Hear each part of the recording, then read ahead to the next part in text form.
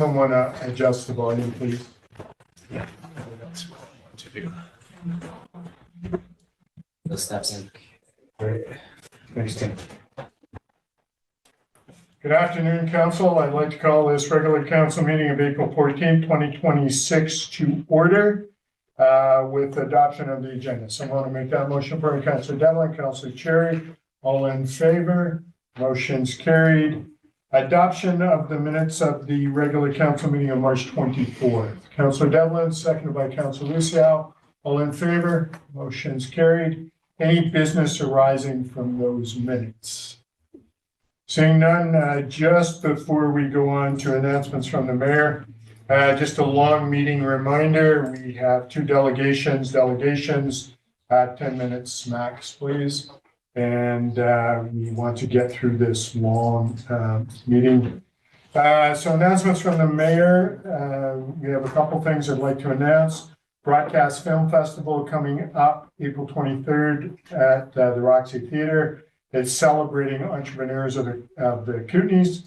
It's a pre-community event, so everyone is welcome. Doors open at 6:30. Seats are still available, but registration is required through the Revelstoke Chamber of Commerce website. Secondly, we have the Revelstoke Community Choir Celtic Celebration. This is a little sooner, April 17th and 18th, 7 p.m. at the Revelstoke Performing Arts Center. I understand still tickets available to purchase at Fable Book Parlor and online through Eventbrite. And also, City of Revelstoke is hosting SILGA, Southern Interior Local Government Association, at the end of the month. So we're going to welcome approximately 200 delegates to our community for this SILGA conference. Moving on, delegations, Ms. LaChapelle from the Revelstoke Chamber of Commerce is going to give us a condensed version of her annual report. Okay, I'm getting the message. Let's skip through. Oh my gosh. Okay, let's skip through this way. All right. So in 2025, we had 86 new members, I believe, at 12% growth. We are almost at 500 members right now. We celebrate 130 years.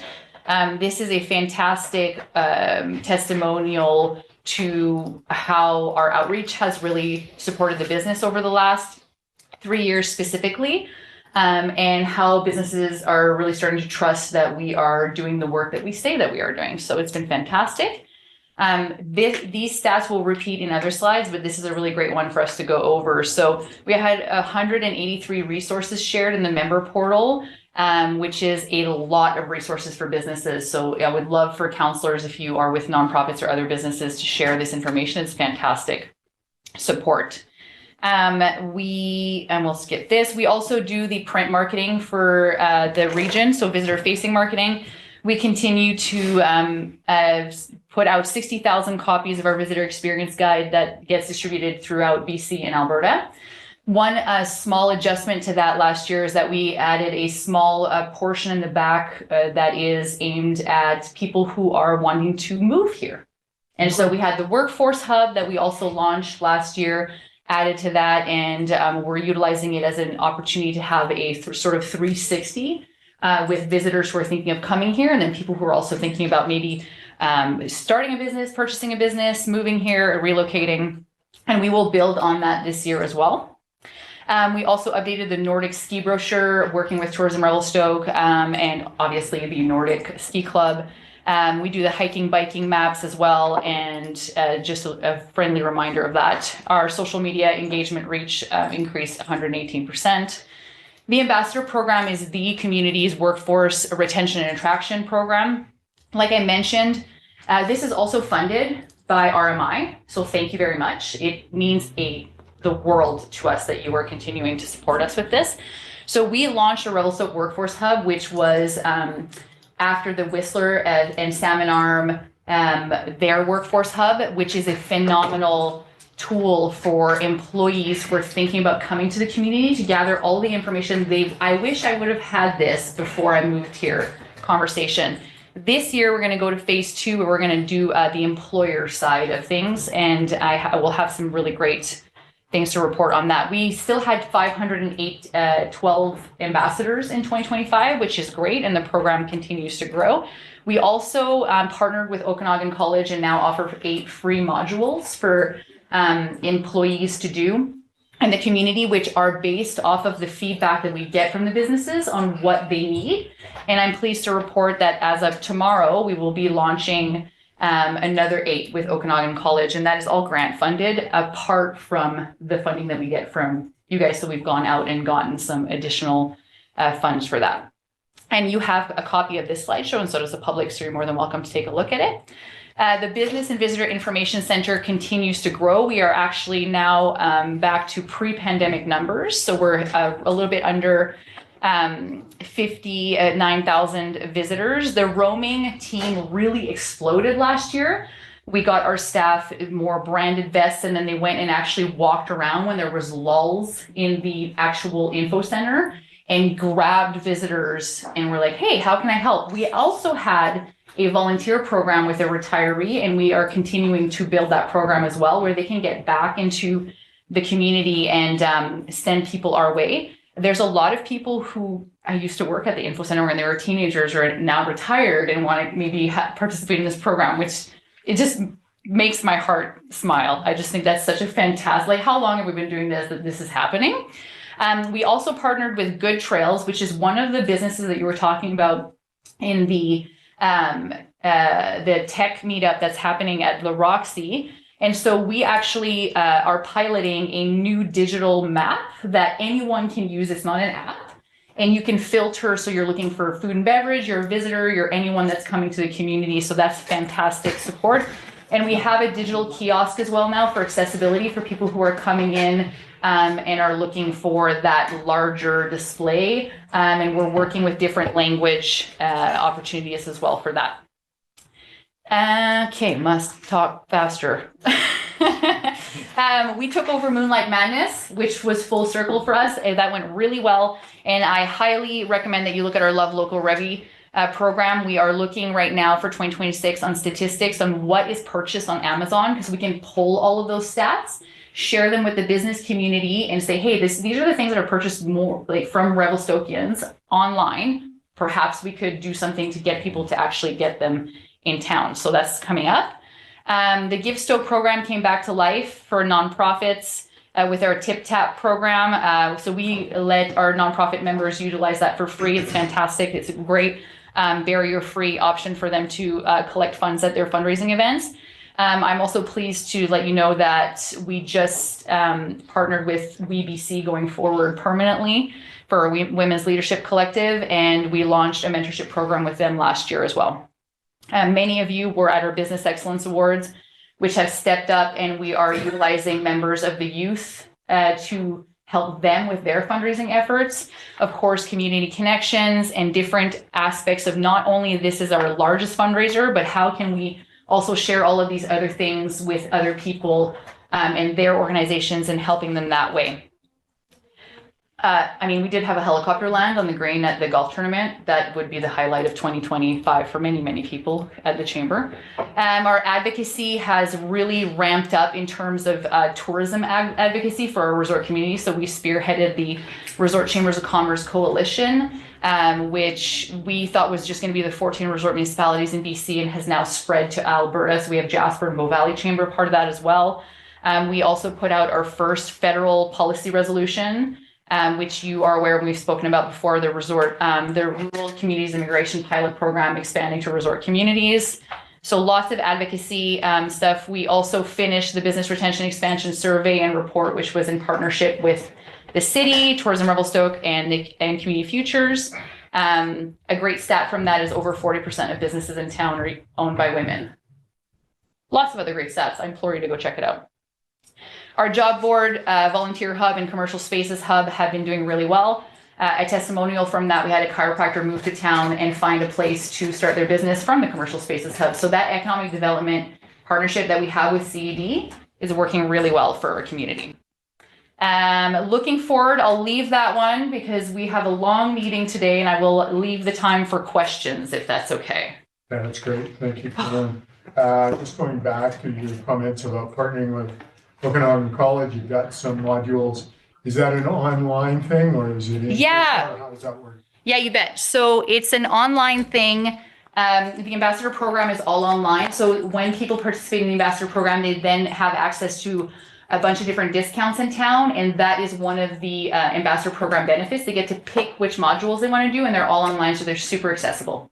Awesome. Yeah. Appreciate that. Thanks what you're doing. It doesn't surprise me that businesses 40% are owned by women in the community. I look at some of the old businesses like my old career where it's predominantly women now going into that business, and women are now, I'm going to say, being accepted as the people to go to in a lot of those things, which for me spells out positivity for communities. So when we look at penal service, for example, where it's a nurturing business, women are naturally nurturing and can actually uplift that entity to something else. So when I see other businesses having women lead, I'm ecstatic. So thank you for that. I appreciate that. Council, any other comments, questions?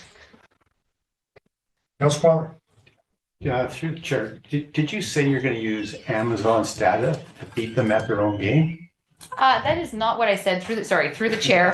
That is an inaccurate quote. Thank you for throwing that curveball my way. I said that as for by local campaign purposes, what we've been doing, we have one staff member, Joe Regan, who's phenomenal, and he's really been sleuthing the Amazon stats. And they're public. Anyone can go and find these on what types of items are being purchased out of town. For instance, in the health and wellness sector, the number one item that is purchased out of Revelstoke is electrolytes.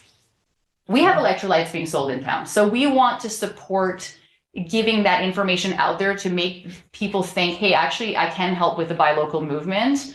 And my responsibility in purchasing from local vendors, and then also letting businesses know, hey, people are purchasing out of town, so how can we make this a little bit more convenient for them? Do we, have some lists, or are you going to do some better marketing for that, or how can we support? But I think businesses thrive when they have the information. They don't have time to go and find all this information, and it's our job to support them that way. And I'm really, really pleased personally with my position to work with Michelle Bachelor from CED, who's a fantastic ally for these types of conversations. So, yeah. Any follow-up? No, just thank you for confirming that I heard that right. No problem. No, good work. And as you know, I think the chamber is doing amazing work in the community, and the collaboration and also the advocacy with council. And thank you for being very, very present with us over the last couple of years. Thank you.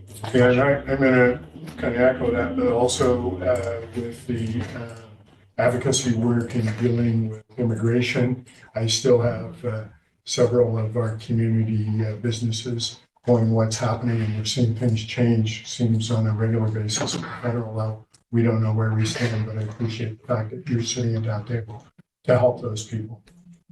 May I, through the chair? Yeah. So we have a new member on our board of directors who owns Selkirk Immigration, Michelle Boland. Yeah. She's helping me to put together more rapid response blogs on our news section of our website, which will keep, like, this is what's happening, this is what that means, this is what this means. We started doing it, for instance, with PST.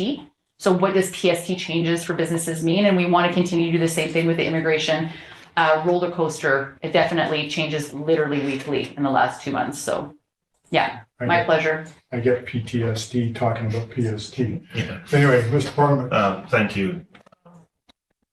A big plug for July the 9th. Last year, the city of Revelstoke was unable to submit a team for the chamber golf event. So this year it's on Thursday, July the 9th. We don't want to do it again and miss out supporting our partner. So I'm putting together a foursome. I know a CED has been working on, they're sponsoring a hole, correct? So let's see if we can bring a foursome to that event. It's a fantastic event. I attended in 2024. I missed last year. I encourage anyone, you don't have to be a golfer. Just come out, enjoy the day. So if you need to know it's July 9th, it's 18 holes, and I'd like to see the city participate this year. Thank you. Sign me up. Through the chair, MP Mel Arnold and MLA Scott not Robertson, McInnes will be there, and I believe the critic for Jedi might also come as well. Thank you for that plug. I really appreciate it. It is one of our largest fundraisers of the year, and it means a lot to our ability to be able to keep our staff that we have going so that our momentum never slows down. Yeah, it's good. I understand the mayor and his grandchildren and his son will have a team as well. Yes. Anyway, thank you. Appreciate it. Any other comments from Ms. LaChapelle? Seeing none? Thanks, Colin. Appreciate it. All right, we are going to move into our second presentation of the day, Revelstoke Community Housing Society. Mr. Attia, you're up. Thanks.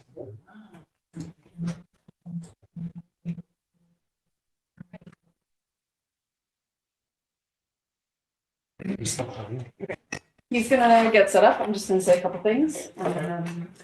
So Sheena Wells, president of the Housing Society here in Revelstoke.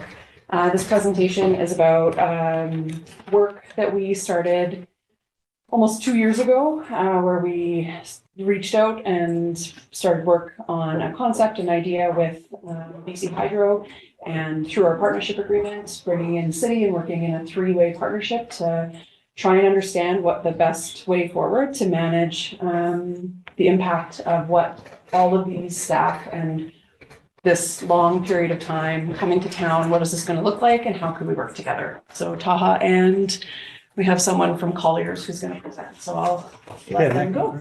Nick, do you want to come up? Thanks. Oh, Thanks, everyone. Hi, I'm Taha. I'm the general manager of the Revelstoke Community Housing Society, joined by Nick. Yeah, good afternoon all. I'm Nicholas Dragicevich. I'm a project manager with Colliers Project Leaders. We have been supporting Revelstoke community housing through the RFP, feasibility studies, and financial modeling for this project.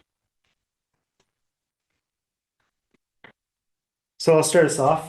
Nothing council's unfamiliar to, but the first stage housing agreement, which was signed by City of Revelstoke, RCHS, and BC Hydro, is what brought us here.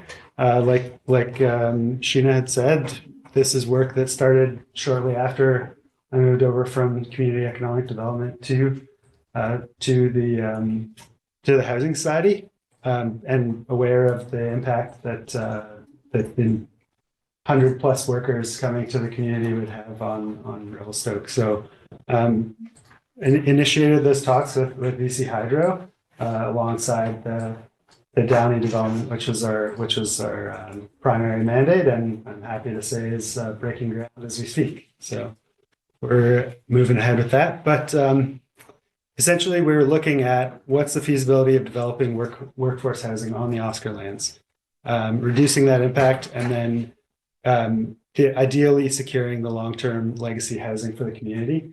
And I'll pause just to stress the legacy housing owned by community, so owned by RCHS or the City of Revelstoke, if possible, just because that opens up opportunities within our business plan that might not otherwise be possible. I'll also mention here, since the first stage agreement was based on Oscar lands at first, we explored cost estimates, quantity surveying for construction on Oscar lands, and found that there are difficulties meeting what Hydro is needing with the timeline and the cost targets that we were looking for, and it led us to a private sector RFP where RCHS really wasn't intending to be directly involved in a housing project delivery. We would have been facilitating the connection between a private partner and BC Hydro. We'll get a little bit more into the RFP and its outcomes, but really the unique opportunity that we're presenting came out of the unsuccessful RFP in the end, and was chosen for some of the abilities of meeting schedule, of meeting the needs of the Hydro workforce, and of meeting community housing goals and ownership for the society that we feel are vital to the expansion of housing in Revelstoke, of affordable housing in Revelstoke. So what's before you today is the outcome of that work of almost 2 years now. The 108 studio units on the Oscar lands, a multi-year lease agreement up 10 years is what we're expecting now, and then the inclusion of 100% of the development fees that would be expected of a private developer, which isn't something that RCHS would usually be able to include in an affordable housing development. But in this situation, with a funder at the table that sees the benefit of these units being delivered on schedule, is important to include.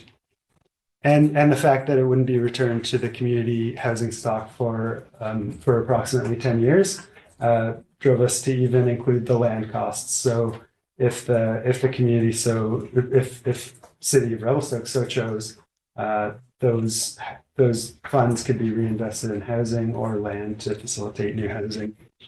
The conversion to 65 larger units at the end of the hydro lease is also critical to this plan. So we've got 3 project partners at the table. I'll ask Rick and Chad to join, but you've heard from us. We've got Colliers joining as well, so I'll give you the floor. Yeah, thank you. Yeah, as I noted, Colliers Project Leaders was engaged by RCHS to provide project management and development support. We have been engaged on this through the quantity surveying process, as discussed, the RFP process, and then we have been working with RCHS and Ford Modular to develop the feasibility study and proposal for these 108 units. And I'll pass it over to Ford Modular to introduce themselves. Rick Welch, VP of Modular Construction at Fort Modular. I've been in modular full-time since 1994. I'm a former quantity surveyor, professional project management, and I'm also a charter member of the Canadian Institute of Housing. I've done about 41 projects, social affordable housing projects in BC. I've done projects in Ontario, other projects in Honolulu, Alberta, and Washington State. So I've done a lot of social housing projects as well as a lot of other workforce housing and other modular construction projects. Chad Vincent, project manager with Fort Modular. Done work in the community and a lot of social housing projects within the modular industry as well. Yeah, so we've had a lot of support through this process to get to where we are, and are really proud of being able to present what is quite far along in the feasibility stage. So what you're seeing today has a lot of almost 3/4, 76% of the budget at a fixed cost, which allows us to say with a lot of certainty that the amount of contingency that we're holding makes this project possible, not a feasibility in the sense that there's a doubt we could deliver on time and on budget.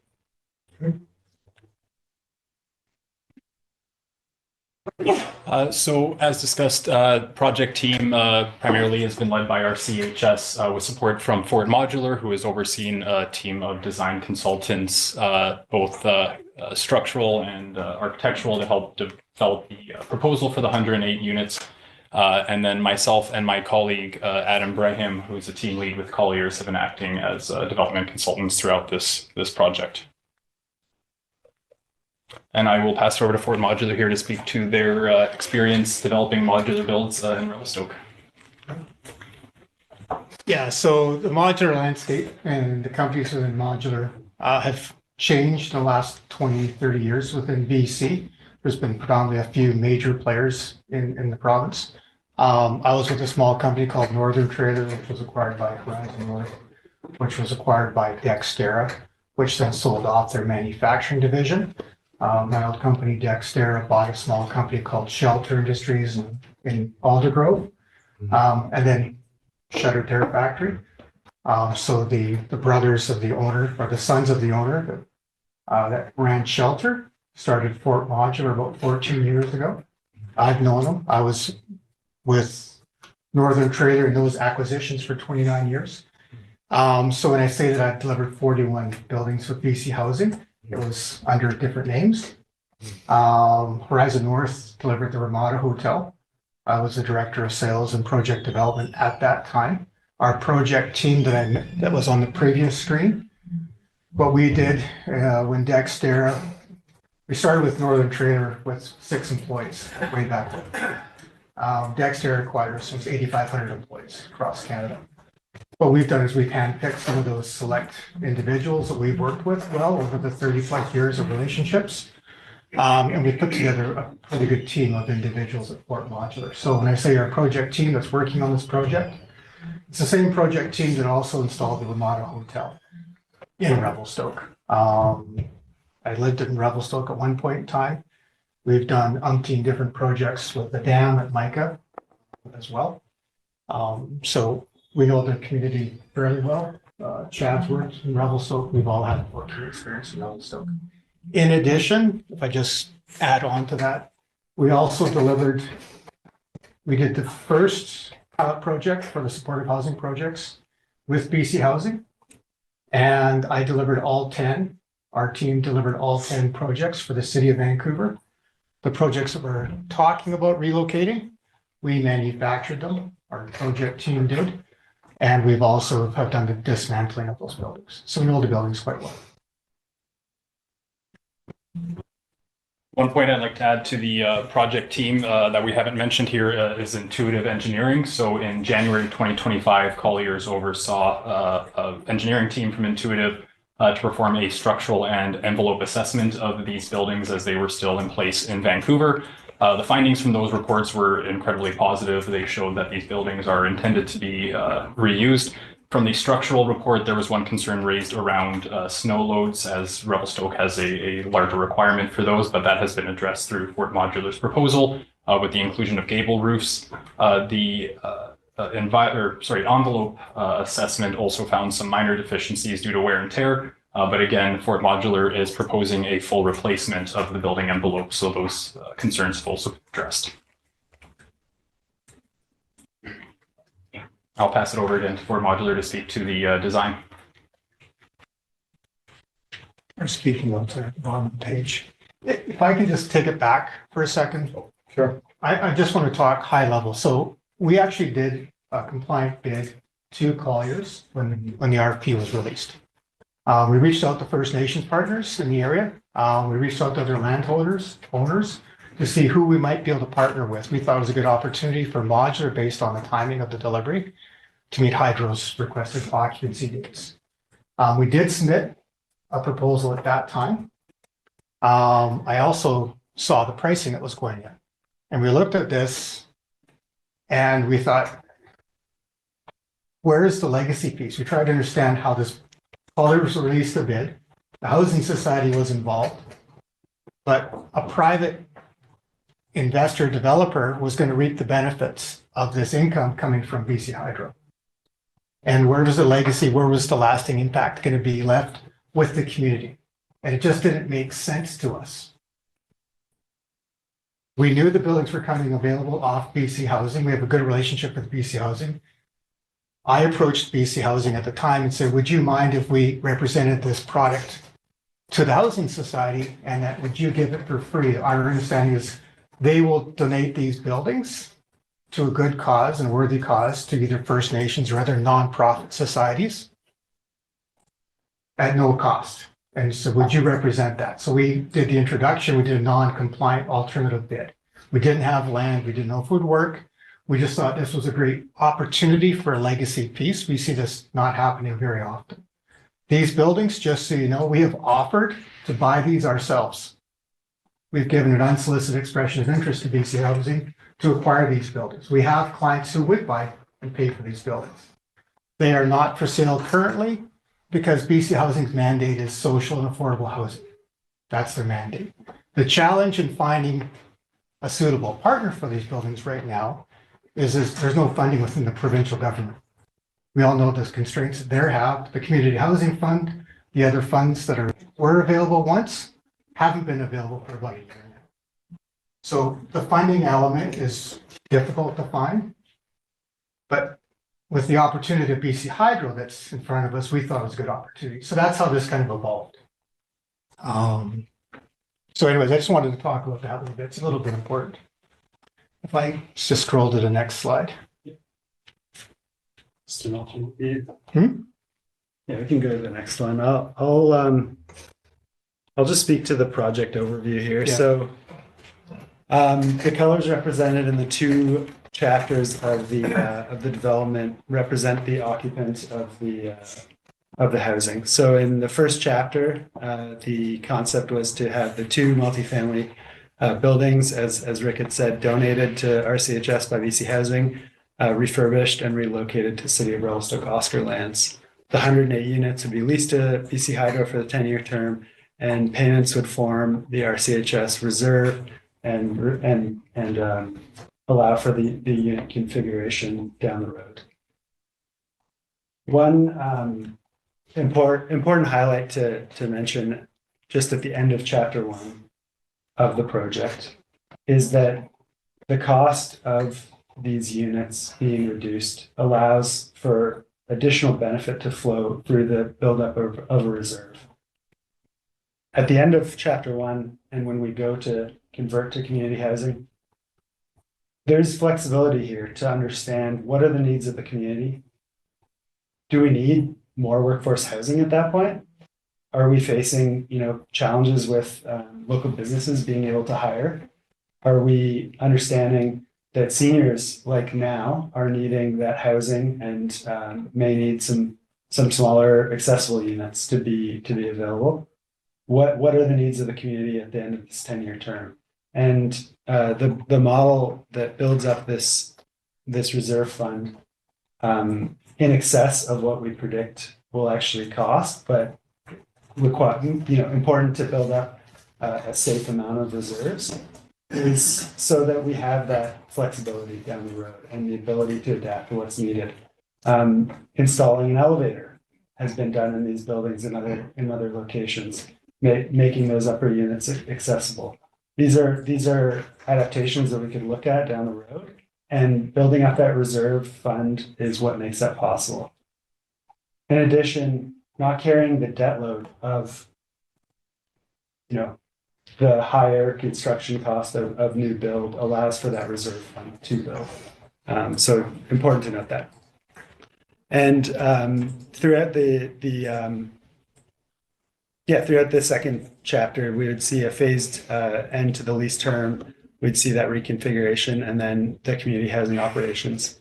I'll also note here that the funding model that's been created really allows RCHS to operate at these units and builds the resiliency of the community housing sector in Revelstoke to deliver other projects.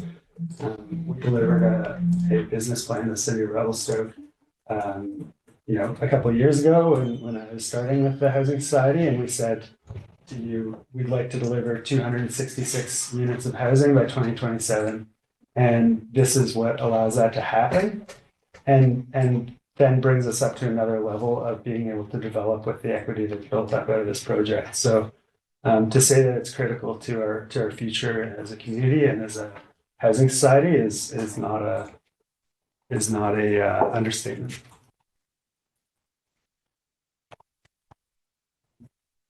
I'll give it back to Nick to go through the pricing and the proposal.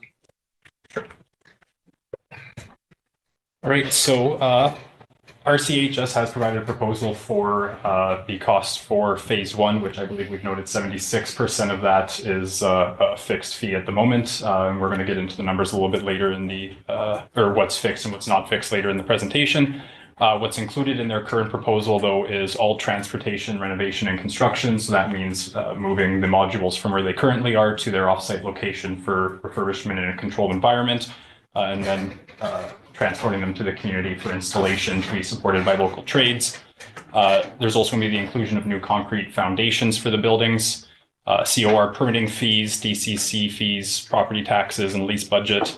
The structural upgrades is recommended to meet Revelstoke snow load requirements. As we spoke to, that's the inclusion of the new gable roofs, full building envelope replacement with new materials, architecturally designed snow roof, and a contingency for additional design features to align with any DP requirements, as well as all fixture, furniture, and requirements so that these units are ready to go for BC Hydro Day 1. So a quick site overview. So what you see here in red is the what's currently a fixed cost, so the installation of the two buildings on site. Orange represents the non-fixed cost at the moment, so the items that will still need to be priced out. That's the civil works to extend the road through the community there. Do you want to speak to that at all? Pricing and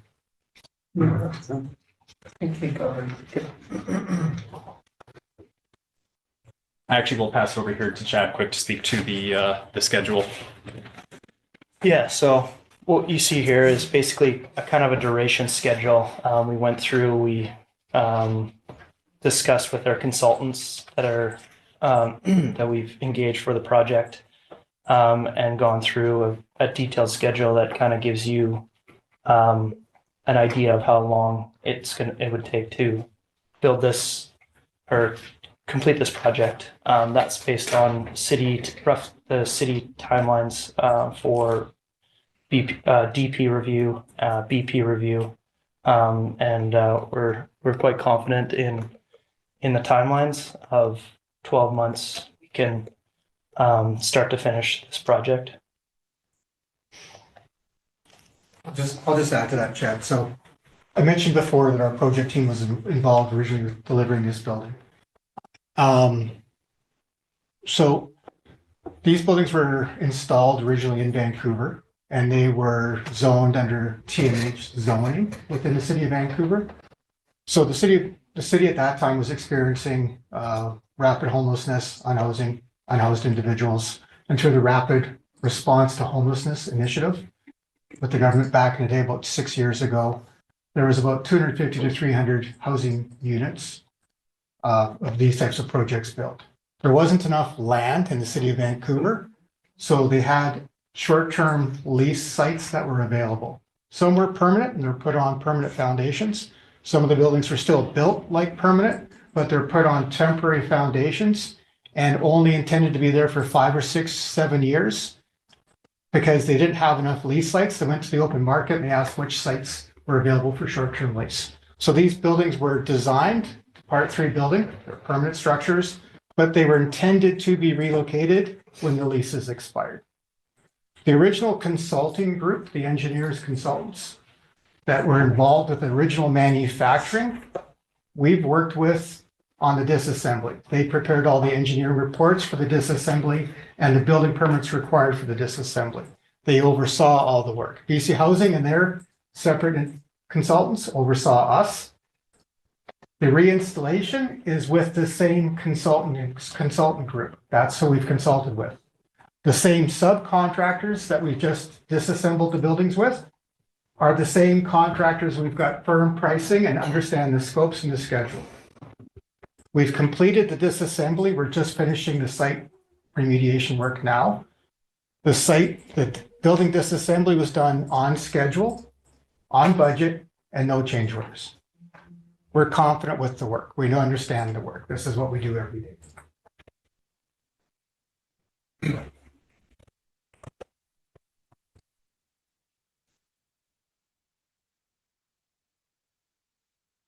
All right, so what we're seeing here are the proposed floor plans for that second chapter as Taha discussed. So once BC Housing demobilizes their workforce, the idea is that our CHS would oversee renovations to these buildings to renovate them into a mix of 1, 2, and 3 bedroom apartment buildings. The current layout calls for 65 units, but as Taha alluded to, there is flexibility in that design to meet the evolving housing needs of the community in 10 years' time. But this is what the proposed floor plan would look like with those 1, 2, and 3 bedroom layouts. I'll go through a few slides here showing some renderings of what the proposed layouts will look like for phase 2 once it is handed over for community housing. So here is a 2 bedroom layout, so kitchen, dining room, and living room. 2-bedroom layout for the master bedroom.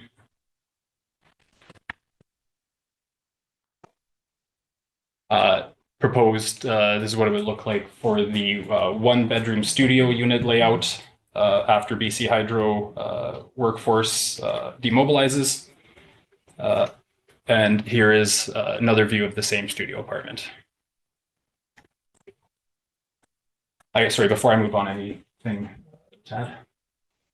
I would just say quickly, what we planned for in the reconfigurement was the reuse of the plumbing locations and as much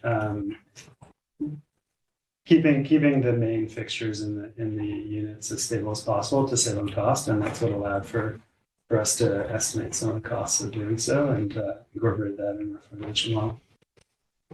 Thank you.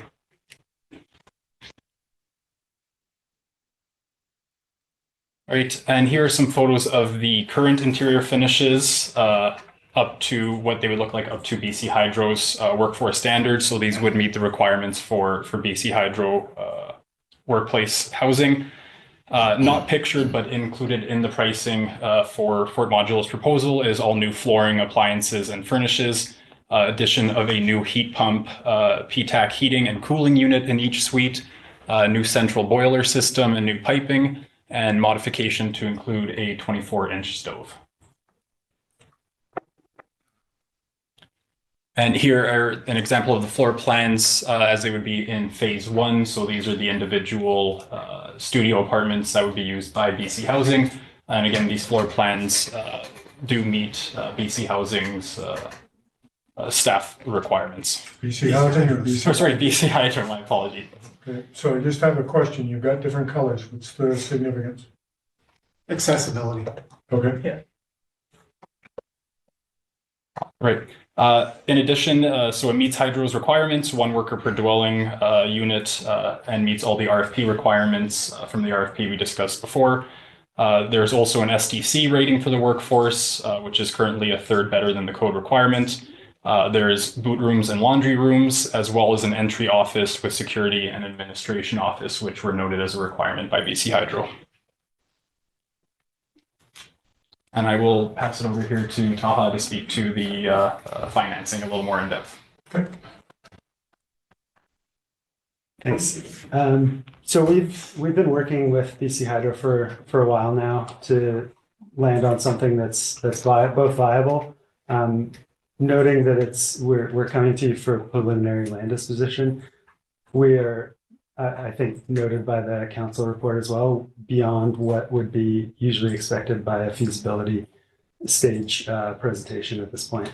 And that's in the service of being able to say that we can deliver these units on time and prevent the impact to the local resident. So the importance of everything I'm going to present here is that we have some contingencies built into the model, but this is by all estimation a viable project at this point, and includes as much community benefit as we felt we could include viably through this project to the city of Revelstoke. So the total project cost here on the left is represented by, this is everything it would cost at this point to get the units in place. And you can see we've got the relocation, refurbishment, and construction, those being the hard costs of the project that we have fixed. And then the remainder being the road and utilities. So City of Revelstoke, REDIF grant serviced the Oscar lanes up to a point and designed the rest of the road. And that's and so there's a good understanding of what the remaining design and utilities would be, and a good estimation of what that cost would be included in that. I mentioned before the 100% permitting fees and the City of Revelstoke land lease. So understanding that the City of Revelstoke can't help a private business, that the municipal mandate is to you get fair value for anything exchanged with a private business. Those were included as to make a defensible case that this is giving the community and the taxpayer value for their money, and and actually advancing what is needed by the community rather than detracting from it. And then the contingencies at this point are only on this section of the budget. So just very simple here, not much complexity, just trying to keep it high level.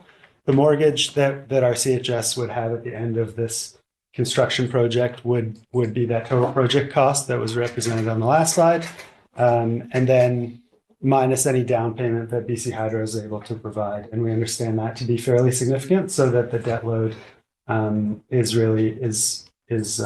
reduced for our CHS, and that the interest paid over the lifetime is reduced for BC Hydro, their lease payment being reduced. That lease payment that they're paying, going through at high level, includes that mortgage payment. That's to our CHS. The operations and utilities are important because similar to what's in our partnership agreement and the business plan that's been presented to the City of Revelstoke, the operations funding embedded within this is 10 years of operations that wouldn't have to come out of City of Revelstoke coffers or OAP. This is supportive of our capacity to operate in the long run and to develop housing in the future, just by way of the additional scale it would give us. The renovation reserve would be paid through the lease payment and would build to an estimated amount of $7 million over the 10-year period.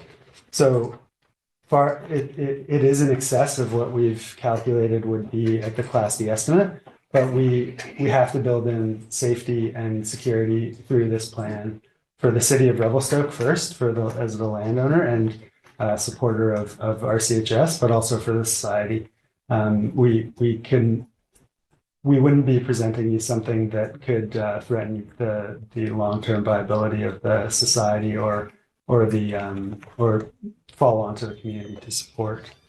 And that property tax and land lease, I think we explored a bit. So the per unit cost of $199,000 per unit at 108 units includes all of what's shown. And I think it's just important to say this per unit cost provides a lot of value and opportunity for the community to benefit. It's, I don't think, been seen by a lot of projects. I think we, often talk about the CP housing as a landmark for per unit cost at 300,000, and if I'm not mistaken, 300,000. And this is delivering more units for less cost and driving that benefit into community housing. So I just want to thank our project partners who've been a part of this throughout, and I'm ready to take your questions. Great, thank you, Taha, and to all of you. So, Rick or Chad, just going back to Fort Modular, the age of these things now are what, 8-10 years old already? No, I think they're just over 5. Just over 5? Okay. So if they're moved to whether it's Revelstoke or anywhere else, what's their insulation and windows and that sort of thing brought up to what local areas would need? Is that correct, or how does that work? Yeah, it was built to the BC Housing Design Guideline construction standards at the time, Right. which is almost equivalent to a step code 3. Yeah. So it meets it. So we've done energy modeling calculations as well. The snow load it probably is pretty close to meeting code requirement as a minimum right now. Right. So we're looking at reusing the windows, which are just a standard window right now. Beyond that, though, so a whole new building envelope, whole new roof assembly, new shingles on the exterior. So besides the windows, everything would be replaced with new. As we mentioned, the heating system. So we're going to augment the heating with new heat cool pumps. The hot water tank system, which would be replaced. Right now, it's individual hot water tanks per room. We're replacing that with a new centralized high efficiency boiler system, so that the hot water system's new. And yeah, all new flooring throughout. The buildings right now are really, they're cosmetic damage. You've got a lot of holes in the walls, a lot of drywall that needs to be replaced, but it's mostly cosmetic. The floors are scratched and dented, and they've been abused and things dragged over them, but the flooring's all going to be replaced. So at the end of the day, I won't speak to the life cycle of what's left in the building. It's really going to be subject to what is the maintenance that's just going to go on with the operator is really going to determine the life cycle of the building. Okay. But I will say that they're built to a higher standard already to the BC Housing Design Guideline Construction Standards, which is a provincial standard mandated by the government when you build these types of housing units, so that their life cycle is longer and it reduces the cost to the operator. That's 5 to 10% premium on the original construction cost. O&M costs, what are the comparisons to stick built?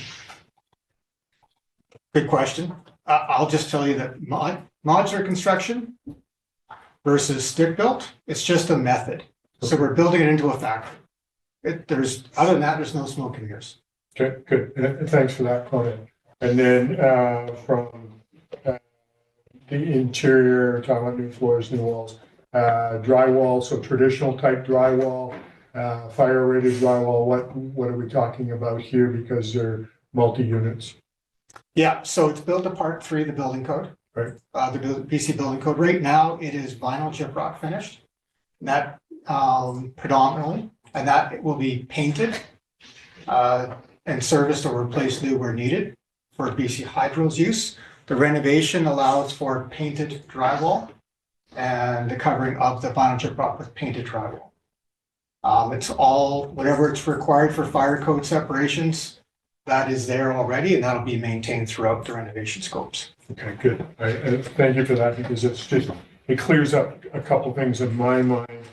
I'd asked Taha for some comparisons to what the cost is per square foot for this versus what the potential RFP was going out for.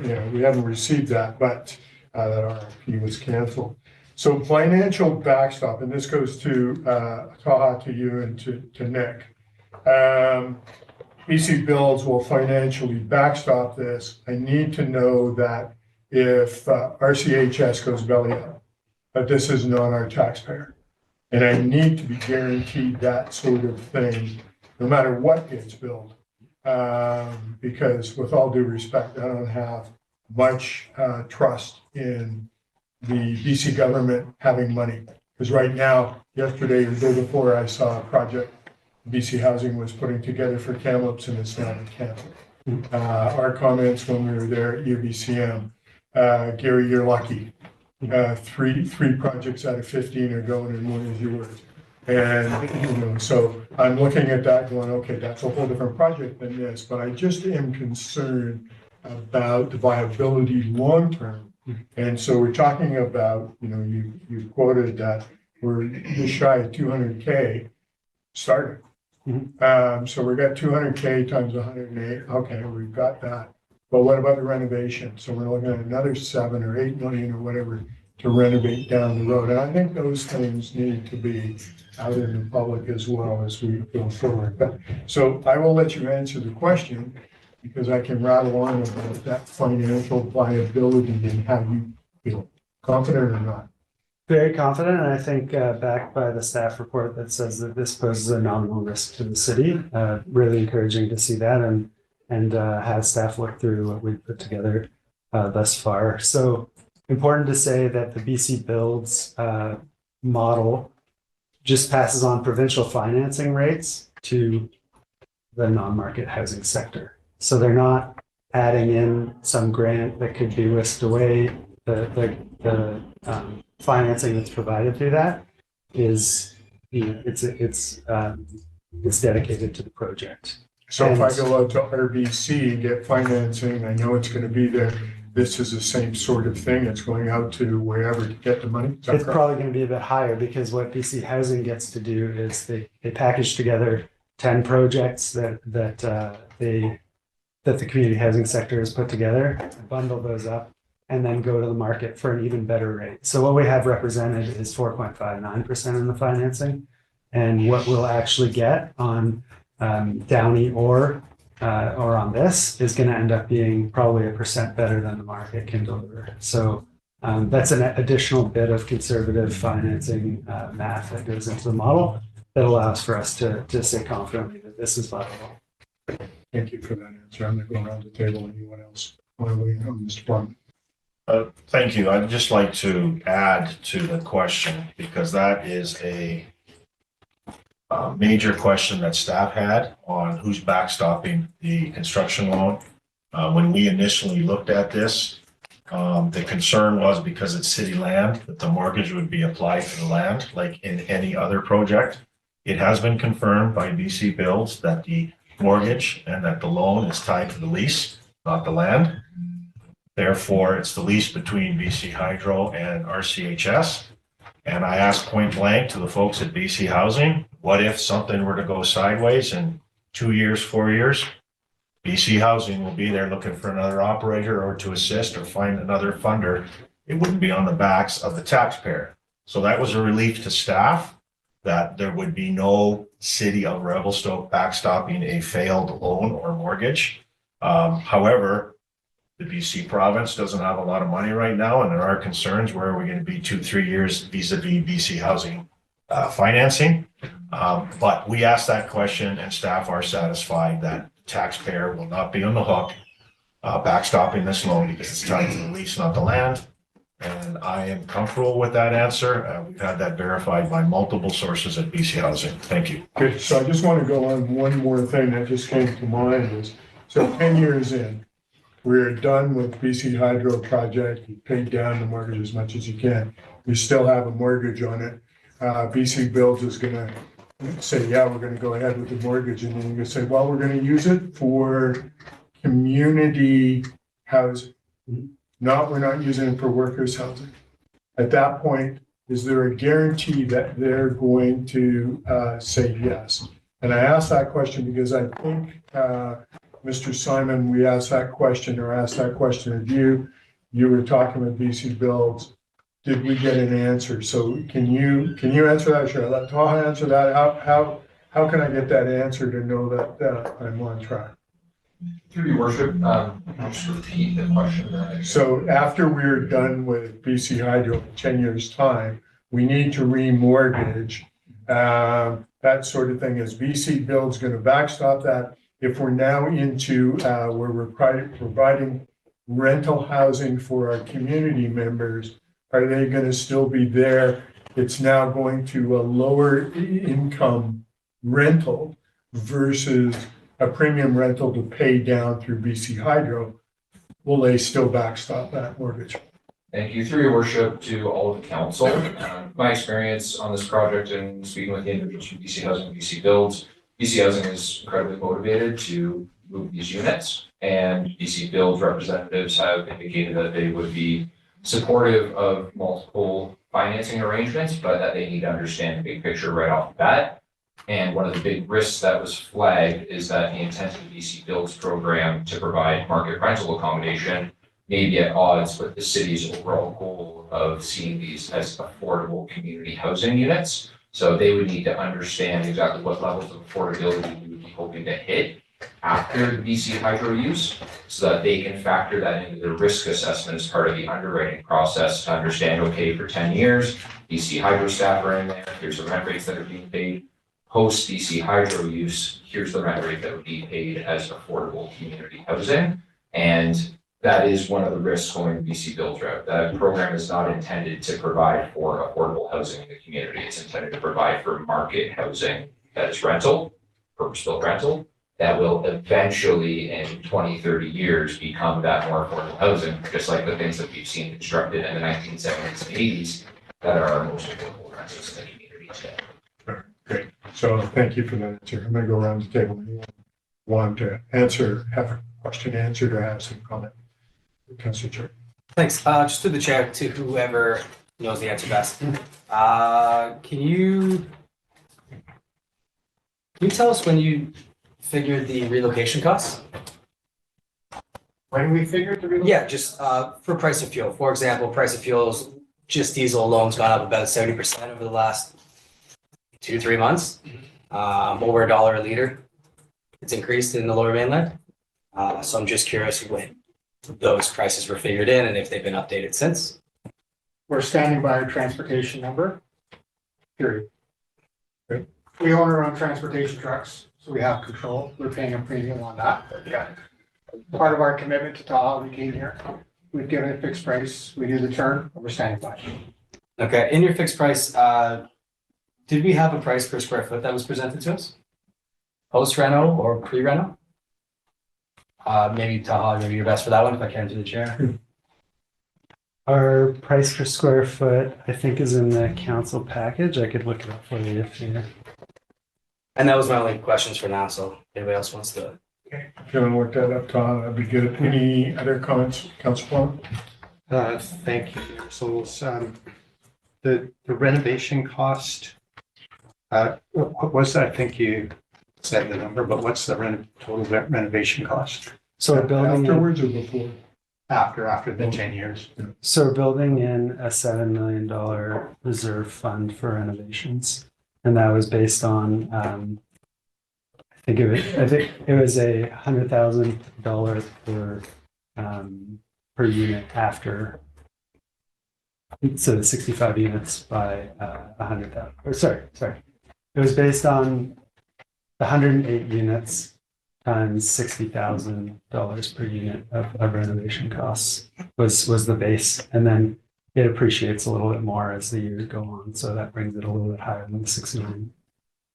So just for clarity, 60,000 per unit in 2026 dollars? No, those are appreciated 3% a year through the 10-year period. So that's 60,000 per unit in 2036 dollars? Yes. Okay. Sounds low. So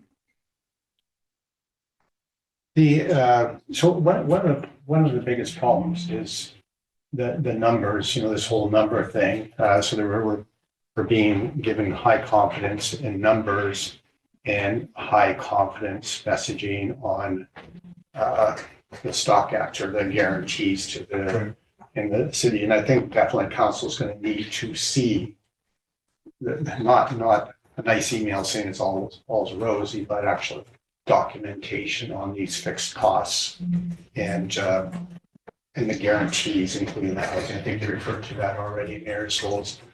I did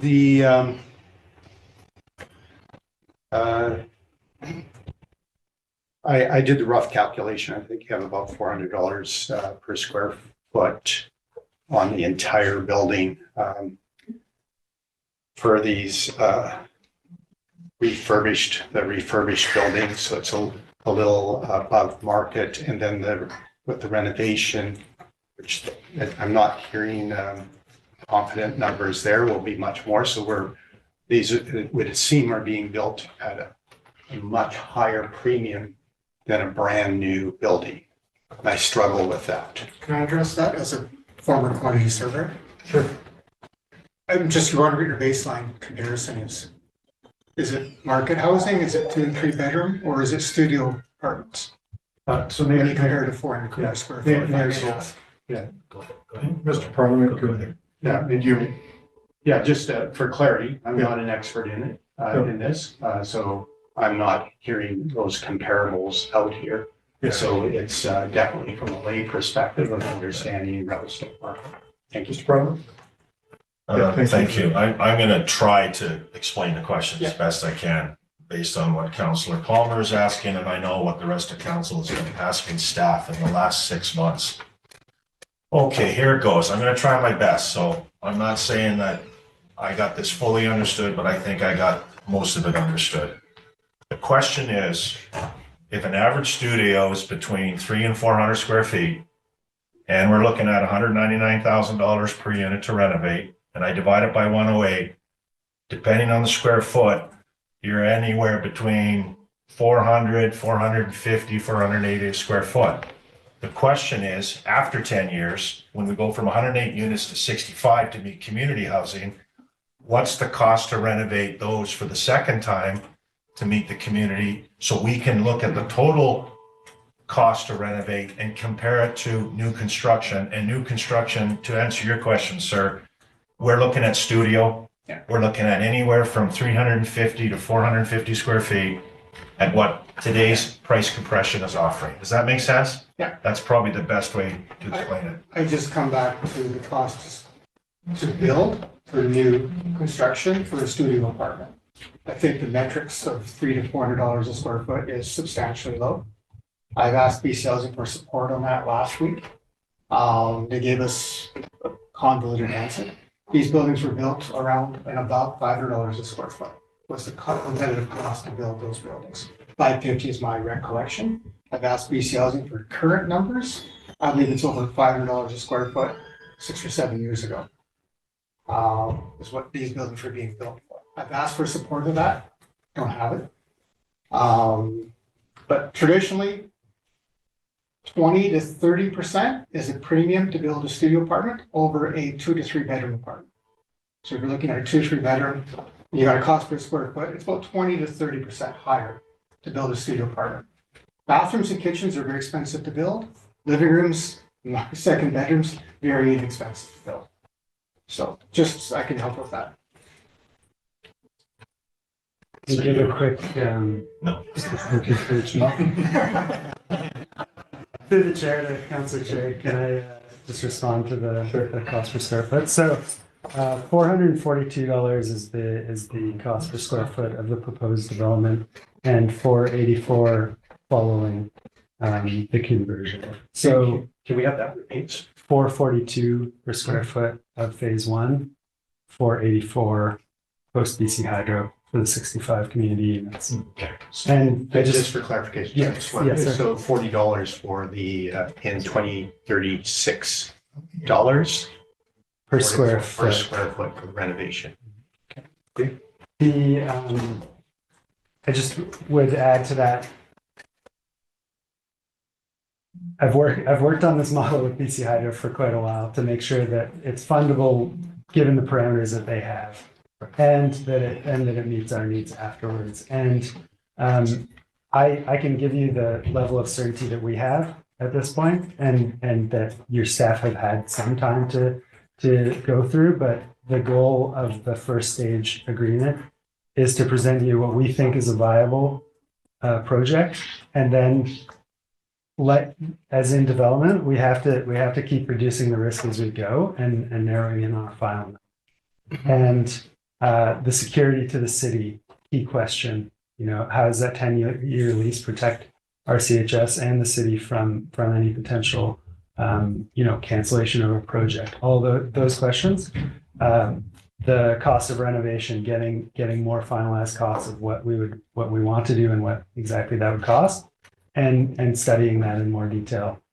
These are all development questions with answers that can be found, but those cost money to find. And BC Hydro has indicated that they would need additional confidence through the land disposition to invest further into this opportunity.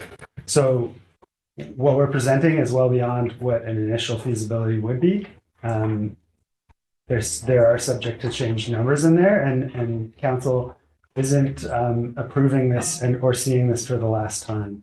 If there are risks that came up that jeopardize this project or jeopardized RCHS for that matter, that would be the number one priority for staff to alert council of, to alert RCHS of, and for us to either mitigate through additional study, additional work, or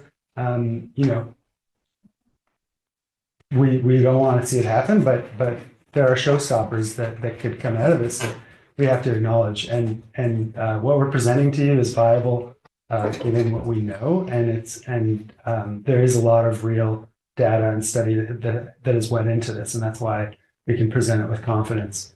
Being able to deliver 100 units of housing in less than a year and a half, in a year and a couple months, is not a small feat. It's going to be an undertaking, and it's going take our efforts and our partners' efforts alongside us. And you know, the confidence that we can bring into that is that we will need to go into those next stages and have the city of Revelstoke actually at the table to be certain that your land is being used for what's going to be a successful and de-risked project. Yeah, thanks, Don. I appreciate that. I think, you know, you brought up, you know, one thing, you've given us more information than we need at the first stage. I'll be quite honest, you can't really see once the information comes forward, so that's why there's questions around the table. To make sure that we're secure in whichever direction we move. And our concern from around the table is not any different than yours as far as making sure we have a viable product with something that we can be proud of, because this is a city of Revelstoke legacy project, as you had in one of your slides. So, you know, not just RCHS, but for the entire city. So those are the reasons for some of the questions. I'm going to ask one last time if there's any questions. I know we've got to move on. We've got other things on the meeting, and I've allowed almost an hour of this conversation versus the original 10 minutes. But Councilor Cherry, I know you're grilling and you got something like that. Quick question, through the chair. You alluded to $7 million in reserves funds. Can you tell us where those are coming from? Directly, is that rent? Is that through BC Hydro? Just a quick explanation would be great. So the lease payment that BC Hydro makes will pay down an accelerated mortgage that results in affordable rents at the end. The model shows that it'll show the affordable rents at the end of 2037. And through that lease payment, there's a renovation reserve line item. So lease payment goes to mortgage, goes to operating, goes to renovation reserve, all out of the BC Hydro lease payment. Percentage or numbers basis, can you tell me what that represents annually? Yeah.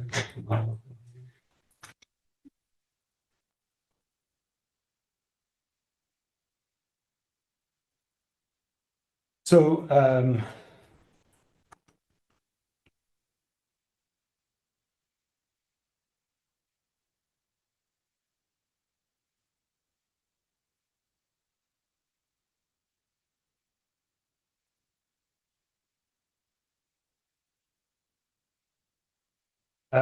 amounts to about in year one, because it changes year by year as the model needs.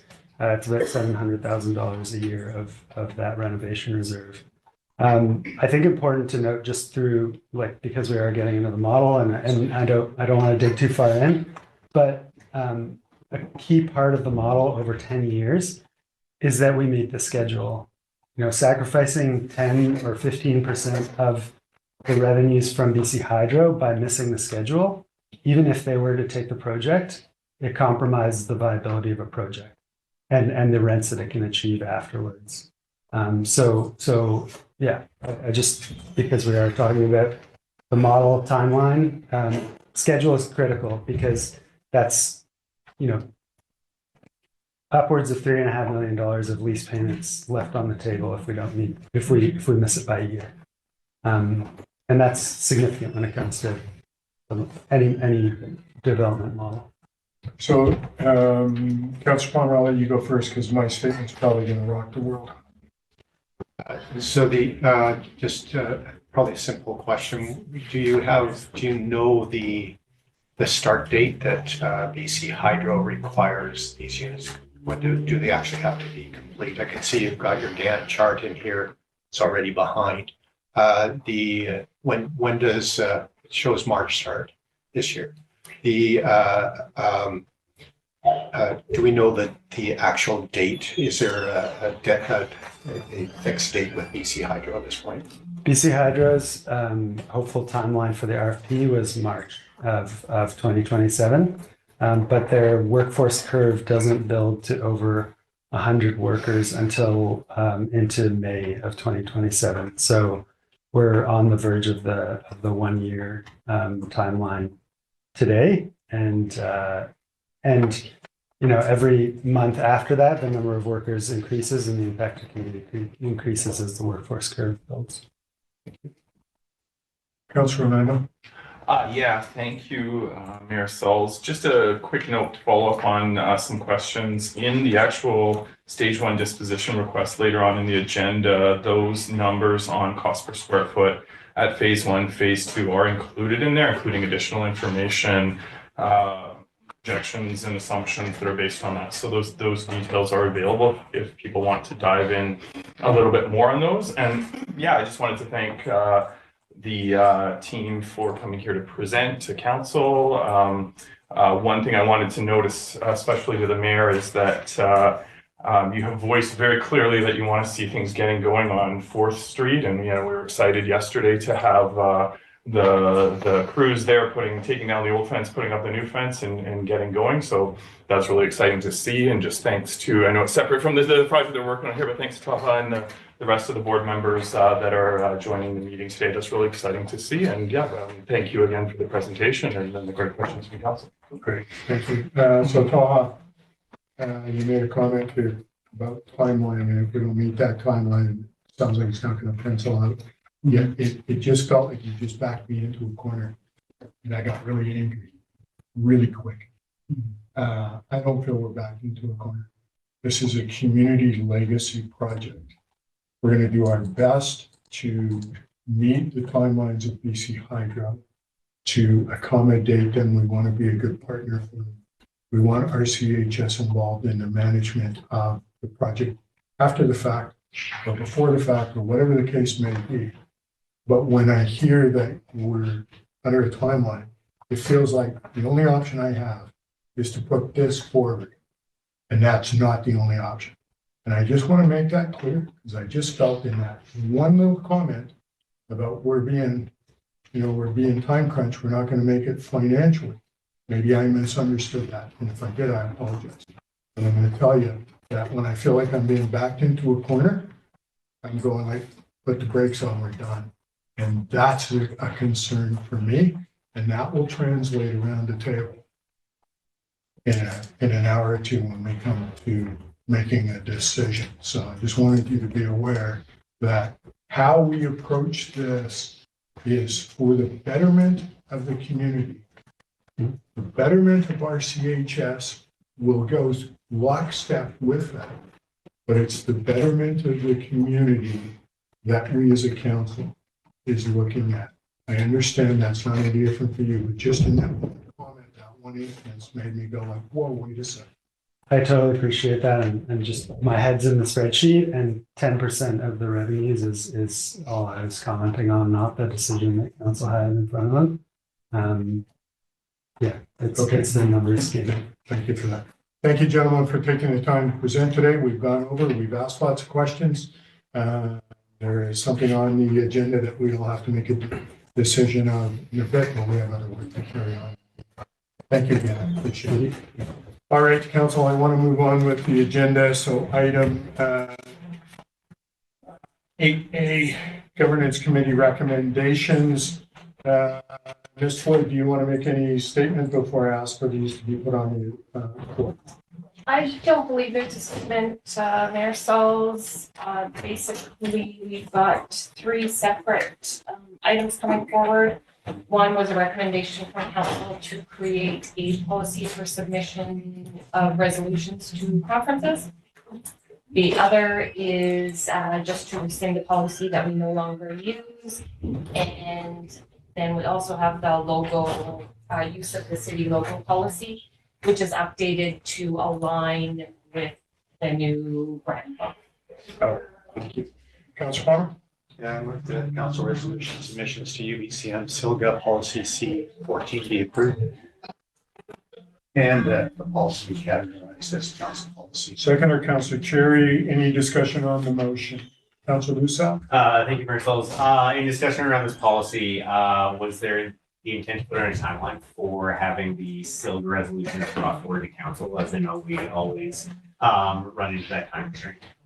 Ms. Floyd? Thank you, Councilor Lucio. Yes, in the supporting documents, it does say that we are requesting council to submit them before the end of the year, and then they'll come forward for council discussion the first or second meeting in January. Okay, thank you.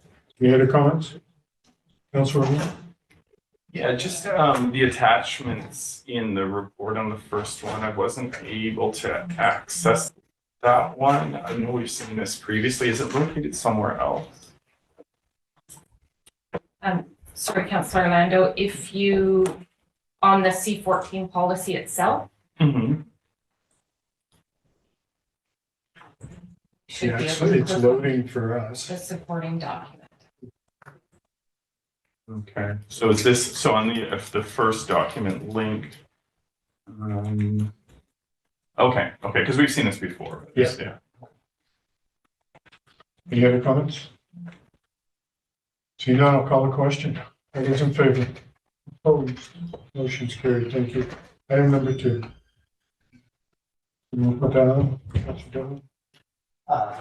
I will move that advertising on city structures CED-1 policy be rescinded. Second for that motion, Councilor Palmer. This is a housekeeping motion. We haven't been doing advertising on city structures for a while. Is there anything else to add to that, Ms. Gord? No? There is. Anyone else have a comment? Councilor Lucien? Thank you, Mayor Sills. When it comes to the forum, does that advertising that takes place through the forum? That is a separate entity, so that is with minor hockey and the Grizzlies hockey. Mr. Nato, you want to weigh in on that regarding advertising inside the forum?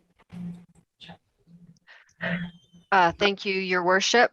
Currently, the arrangement is with the Revelstoke Grizzlies Junior A hockey team, so they manage the advertising around the rink surface.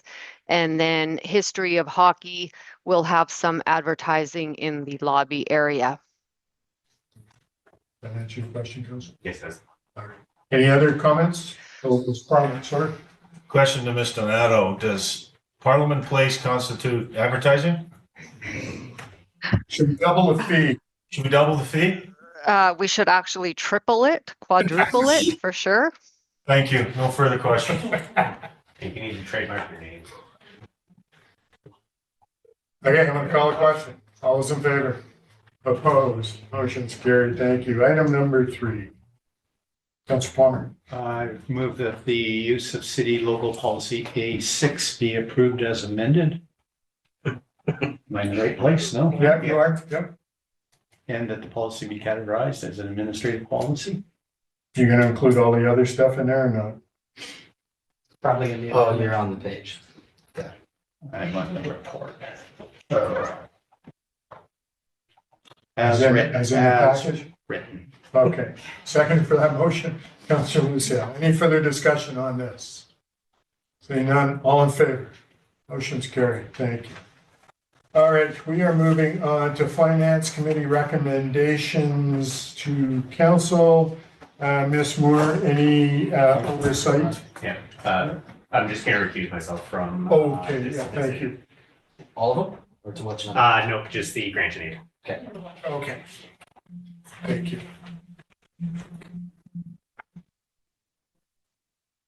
Ms. Moore, because we've seen this at Finance Committee, any comments on this at this point? Through the chair, just one quick correction. The total of the recommended grant is actually 24,025. However, the amounts per organization read correctly, and we'll just update the agenda with the correct table for you. Oh, so there's not an extra $1,000 for me. It's actually just didn't write it right. Okay. All right. Somebody want to put this to Councilor Cherry? The Finance Committee recommends the Council that the 2026 grant and aid be approved as follows, as presented in the package. All right. Second for the motion, please. Councilor Palmer, any discussion on the motion? Seeing none, all in favor? Motion's carried. Let's bring our council back in, please.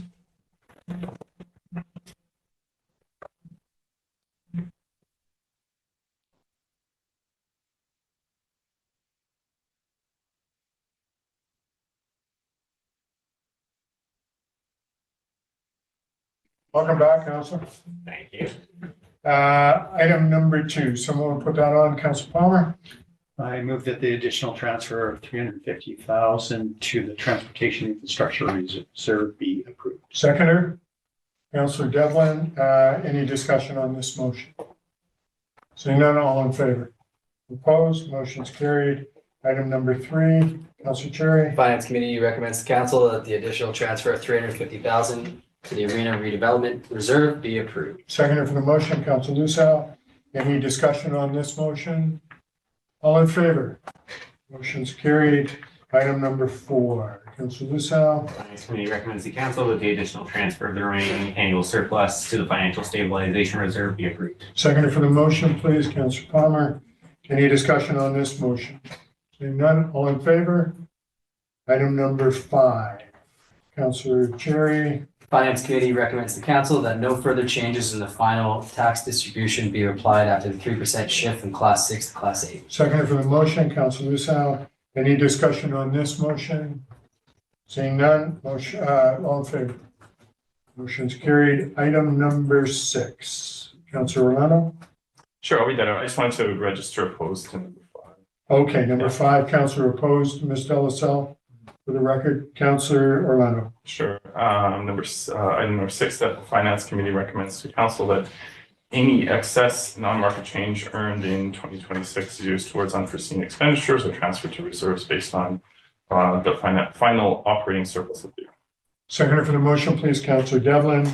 Any discussion on this motion, Councilor Palmer? Yeah, just briefly on these, just for anybody that's watching and wondering why we're rushing through, we've gone through this multiple times at the Finance Committee, so there's been lots of discussion already. Thank you. Thank you. Any other comment on the motion? Seeing none, all in favor? Motion's carried. Thank you. All right, we are moving on to staff reports. Number 11 are my funding recommendation. Ms. Beckler, any oversight, any comments?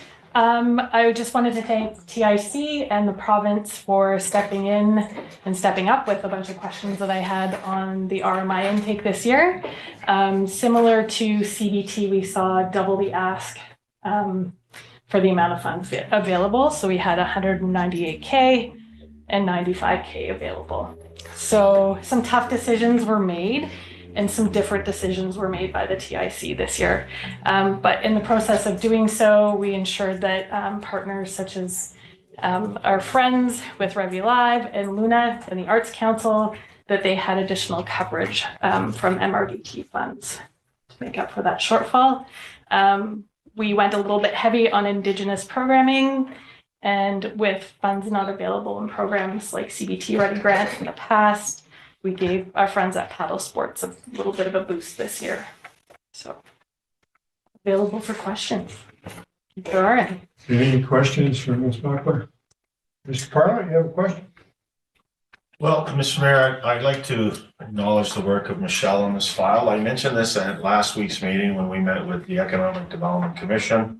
In particular, a federal grant that had to be dealt with. There was a deadline. We were able to save that grant. Michelle was onboarded onto CED early this year after spending several years in other departments. A lot of deadlines hit her desk when she was onboarded. And because she knew the history of Revelstoke, we at CED were able to meet most of those deadlines. And now with this RMI, both you and I were involved in the discussions, and there's been a lot of work to meet these deadlines. And I just want to publicly acknowledge that you were onboarded quickly and you've met two of these large deadlines, both the provincial deadline and the federal government deadline. So I want to thank you for that and the work that you've done on RMI. So appreciate that. Thank you very much. And Ms. Beckler, I will add to that, having sat through you explaining all of this, and you gave considerable thought to each and every application, and there was reasoning for these fundings coming out the way they did. So I'm so appreciative of that. It wasn't me picking a number out of the air and throwing it on the floor saying that should work. It was conscious decisions made and a reason behind it. So I'm grateful for that. Thank you, Mayor. Someone want to put the motion on the table? Councilor Lucas. I move that the Resort Municipality Initiative funding for $90,000 be approved for 2026 for the following projects as per the package. Seconder for that, please, Councilor Palmer. Any further discussion on the motion? Seeing none, all in favor? Opposed? Motion's carried. Thank you again, Ms. Buckley. No Appreciate that. problem. Thanks for making my life easy, guys. Moving on to item B, license of occupation. Do we have an oversight on that from staff? Councilor? Yeah, Mayor Souls, just because of the volume of this agenda and also because of that sort of somewhat ad hoc approach that we've been doing these kind of files, I would like to refer this to the committee of the whole on Thursday so we can have a little bit more in-depth discussion if council's in to that. Okay. So you want to? I'll make that motion to refer this to the committee of the whole for a more in-depth discussion. Okay, do I have a seconder for that motion? Councilor Devlin, do you want to give a little more explanation? Yeah, to understand this or nuances of what's happening there, I mean, we can certainly do it here. I'll have questions, but I think it would be more prudent for us to do it at the committee of the whole. It's a pretty Motion's on the table now, so okay, yeah, we'll call it. okay. I'll call a question to bring this up at committee of the whole Thursday. All those in favor? Opposed? No, motion's defeated. So we're going to deal with this right now. William, welcome. All right, thank you.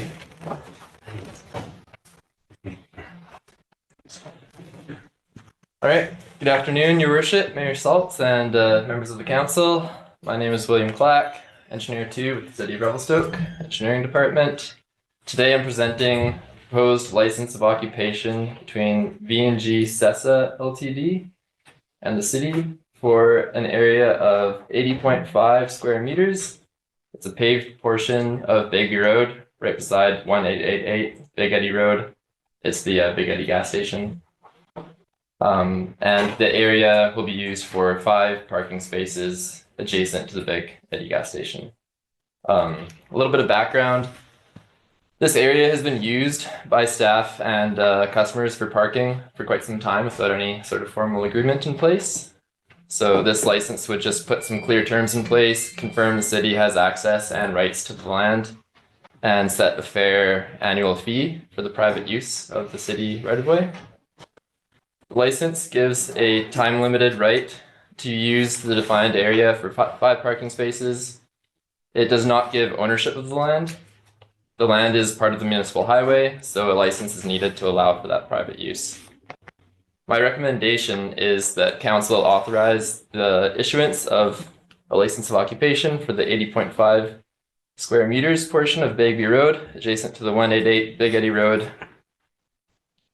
Big Eddy gas station, for a term of 10 years for an annual license fee of $650, and that the Director of Engineering and Public Works and the Director of Corporate Services be authorized to sign the license of occupation on behalf of the City of Revelstoke. There's no exact fee category for this type of parking license in the city's fees bylaw, so we've used a simple land value methodology for that fee. Using the BC assessment land value scaled down to the size of the license area and using a 3% annual rate, that works out to about $650 per year. The City of Revelstoke will maintain full access of the area and full rights to access the area for any work, inspections, maintenance, including underground utilities, and emergency response. The licensee is responsible for snow removal and general maintenance of the area. So if there's any degradation of the road from people parking on it, then they will be responsible for the upkeep and the operating costs. The licensee is also required to maintain $3 million in liability insurance, naming the City of Revelstoke as an additional insured. And the 3 options I am presenting today. Option 1 is to approve the license as recommended. Option 2 is to direct staff to change some terms, such as the fee or the term length before approval. Then option 3 would be to simply reject the license. And yeah, that's there. Yeah, thank you, Your Worship and Council. I'm happy to answer any questions that you may have. There's not an option for to add a mayor's fee in there, Woody? Not at this time. Councilor Cherry. Thanks. Just a couple questions to the chair. Are you aware of how long these parking spots have been painted and used as parking? I believe it's about 10 years, but I could be wrong. Not aware. We do have someone working with the client.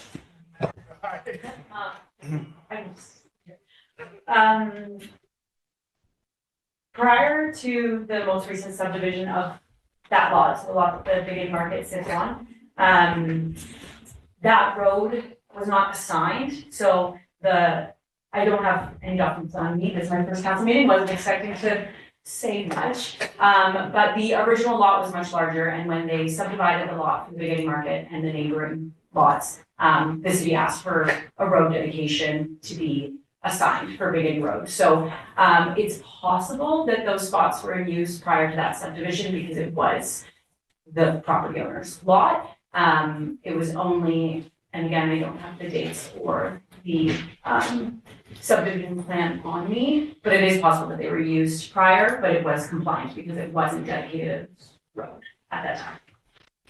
Perfect, that helps. Any other comments, Councilor? Thank you, Mayor Souls. So the first question is on the $10 and change per month per lot.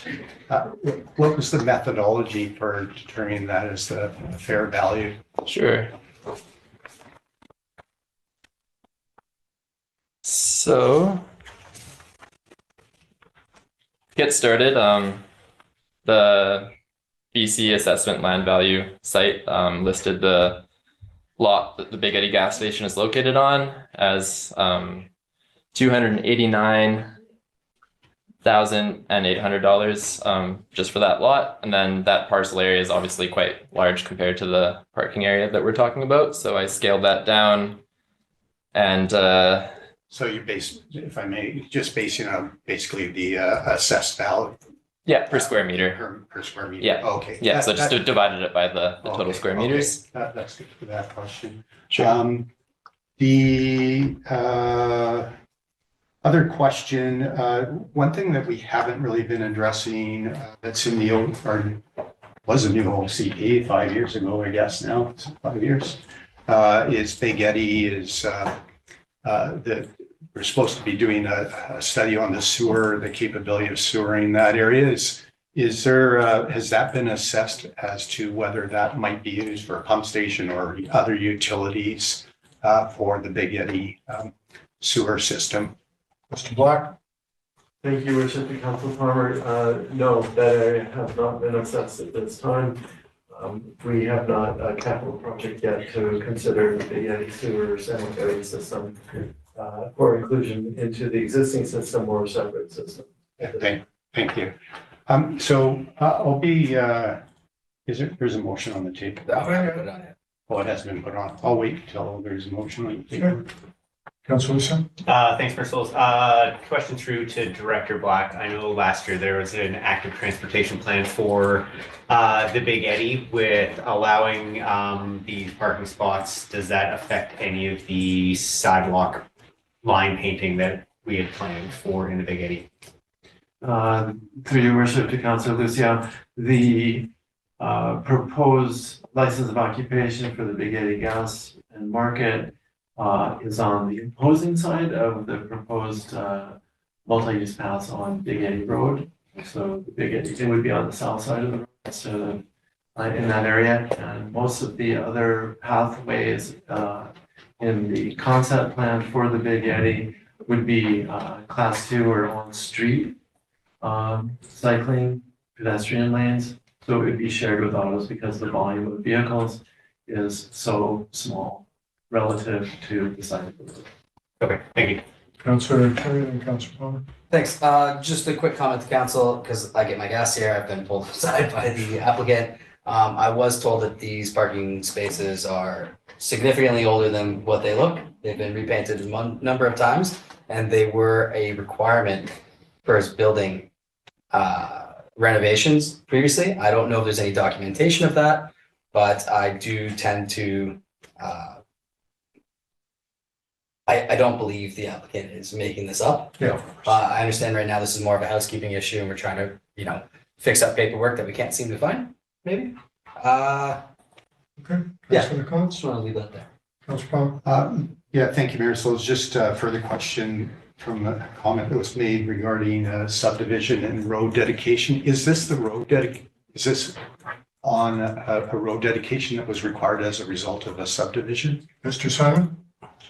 Through your worship, and sorry to interject, but while you guys were unpacking that, we did pull up the original subdivision plan, if council would like to see that from 1984.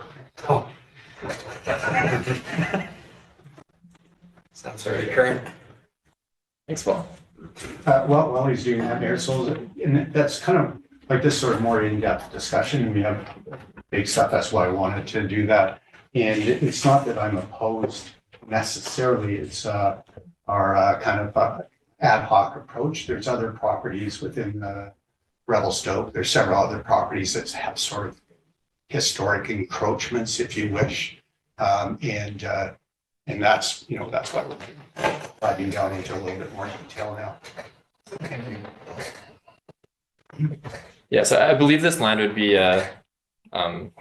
dedicated as a boulevard. It is off the white line of the city road. So it's supposed to be grass. Probably. So if I may, then in the future, through to the planner, is this likely to be used for some future subdivision for as a road?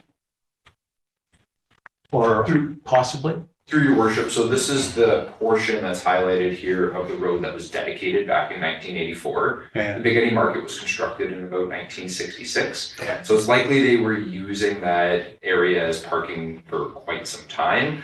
And then when they subdivided that lot off, it was, okay, give us a piece of roadway to make sure that the engineers have their very large width roadways that they like to have. And they just continued parking there because the city didn't actually need it at that time. So this really just formalizes the existing arrangement that's been there for probably the better part of 4 or 5 decades now. Okay. I'll just only comment, like we'll see what goes on the agenda. If it gets defeated, you just save $650 a year. But anyway, it's just all these other sort of depth of question, and I think we're doing too much stuff at an ad hoc level. It's my comments. Thank you, Mayor Souls. All right, thank you. Councilor Jerry, you want to put this on the Yep, I move that council authorize the issuance of a license of occupation for 80.5 square meter portion of Begbie Road adjacent to 188 Big Eddy Road. Yep. You got it. To V&G Sessa Limited Incorporated, number 238979 for a term of 10 years and for an annual fee. For an annual license fee of $650, and that the Director of Engineering and Public Works and the Director of Corporate Services be authorized to sign the license of occupation on behalf of the city. Councilor Luciano, you seconding that? Yep. Not bad. Councilor Paul? Yeah, just a question. Is there an inflationary increase on that, or is it fixed for the 10 years? It's a flat fixed fee. I'll be opposed because of the ad hoc approach that we're doing this, and it's that the whole parking thing just keeps coming over and over again. I suspect we are making, maybe not in this case, but that we are making errors for future things like the Big Eddy sewer and that kind of thing. And so I don't think it should be done in a vacuum in that way. So it's not that I'm necessarily opposed to it, but it's the council's approach to this ad hoc approach. All right. Fashion parking issues. Thank you. If I may, Your Worship, I will just add, there is a termination clause in the license that if we deem it reasonable to dissolve this license because we have some future infrastructure project, that will be an option available to the city. Thank you for reminding me of another item. I'm going to resist the temptation of putting an amending motion to 5 years. However, I will point out that there is, I think there's an error in the license of occupancy, minor, but I think section 2 refers to section 3 and should refer to section 5, and that's on the the out clause essentially, so that will need to be corrected. Thank you. I should have posed the motion based on that. Okay, I'm gonna call a question. All those in favor? Opposed? In favor or opposed?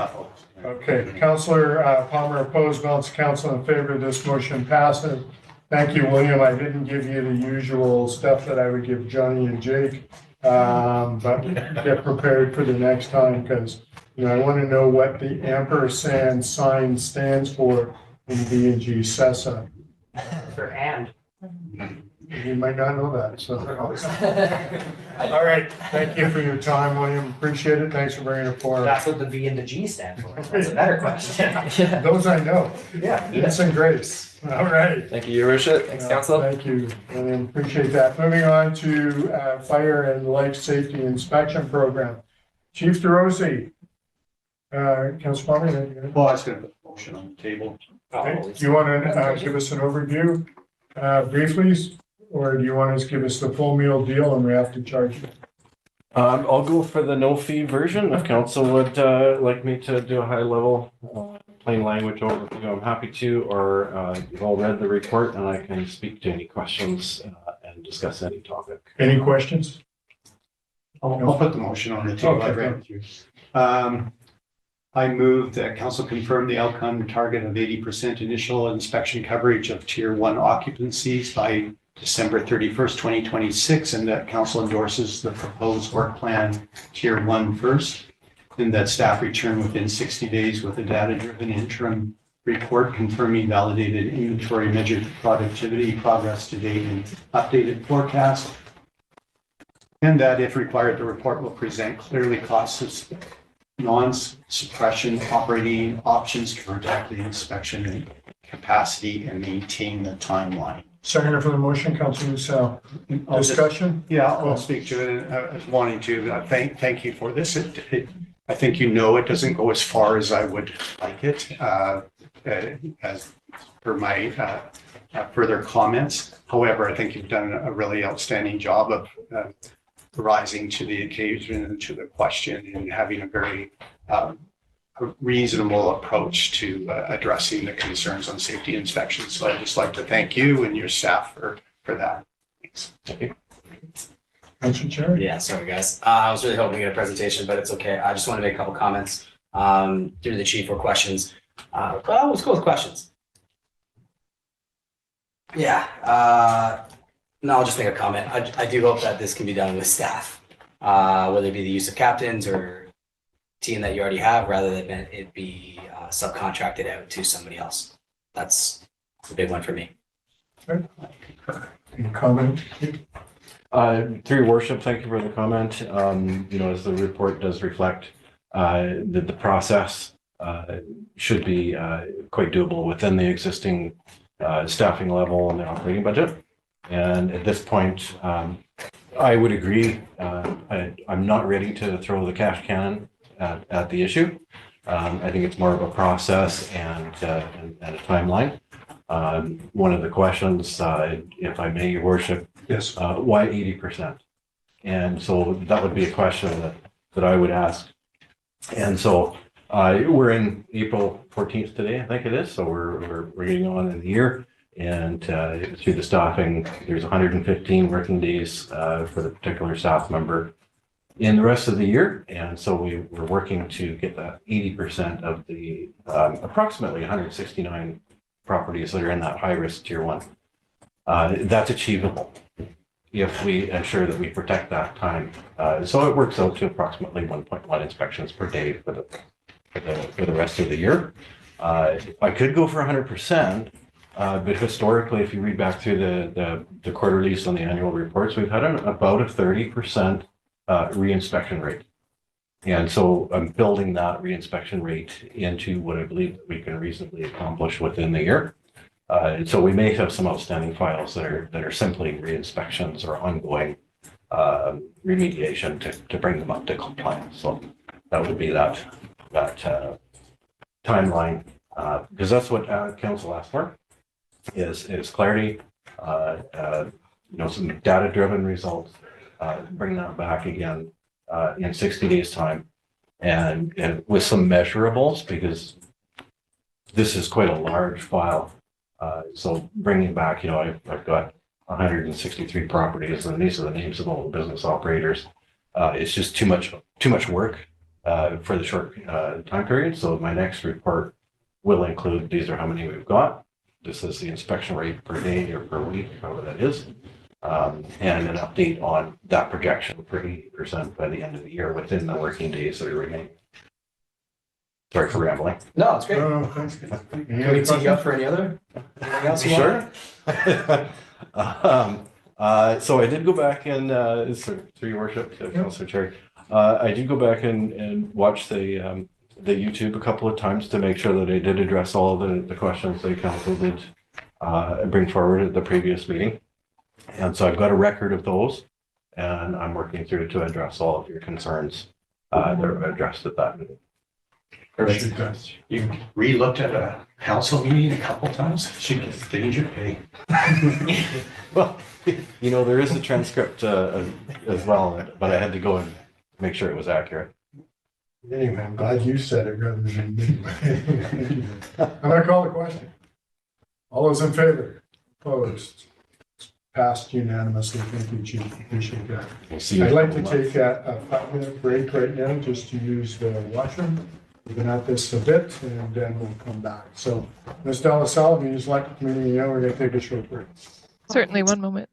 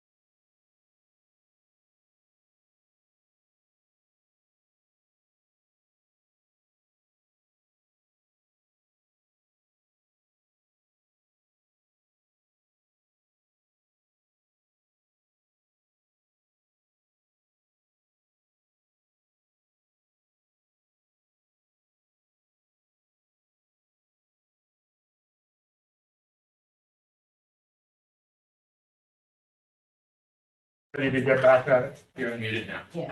Oh, Ms. Delassalle, you can let me know when you're ready and we'll get back at it. Certainly, one moment, please. We are live, Your Worship. Great. Just before we carry on with our agenda, I'm just going to deviate for a moment.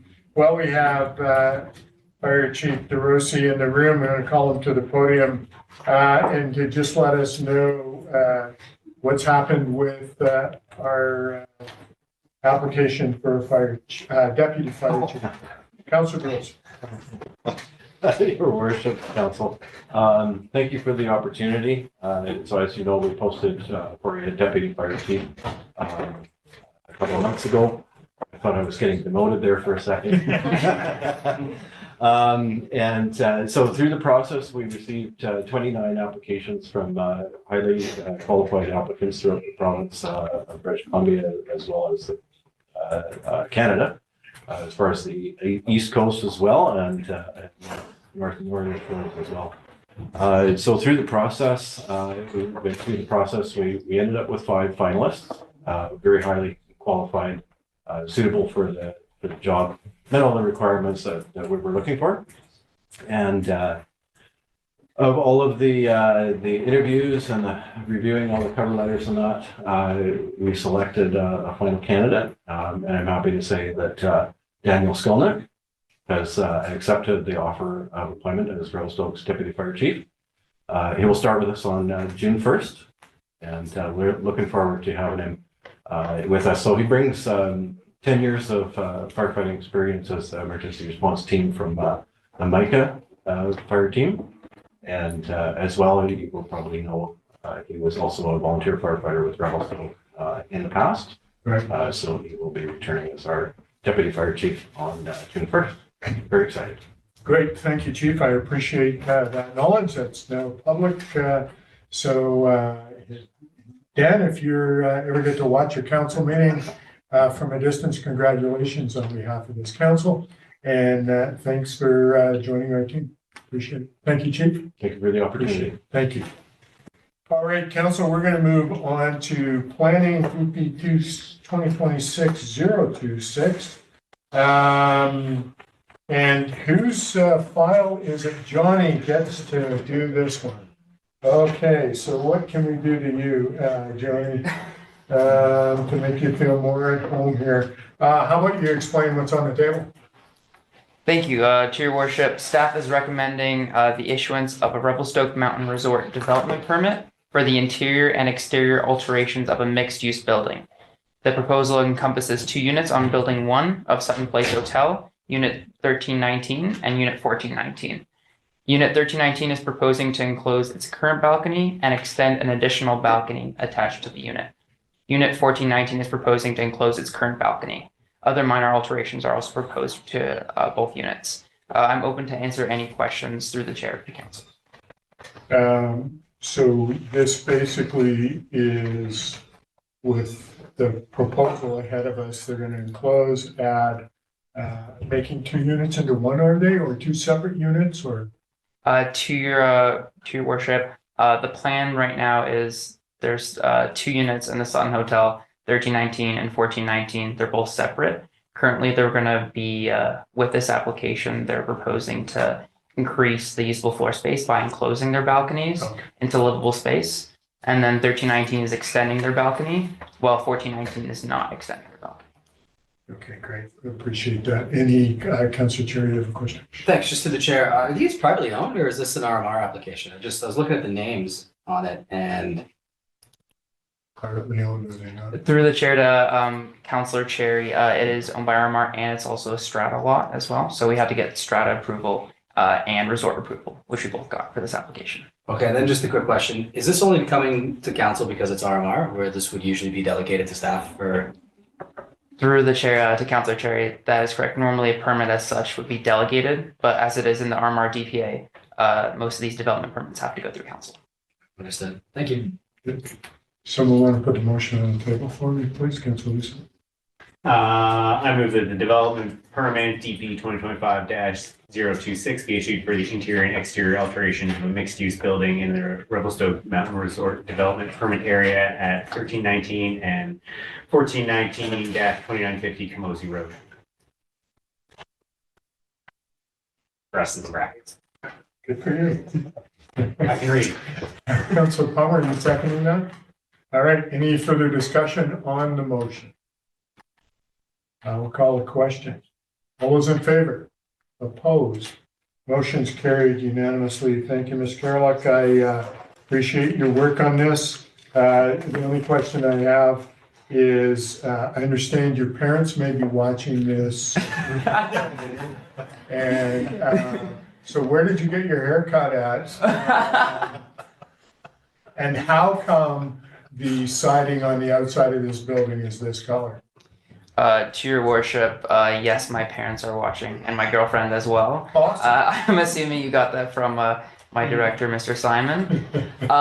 My haircut I got at Lucky Duck Barbers, and I spent about a good 10-15 minutes a bit ago trying to fluff it up a little bit, trying to make it as nice as possible. And the question about the siding, unfortunately, I would defer that to any senior planners or my director regarding that.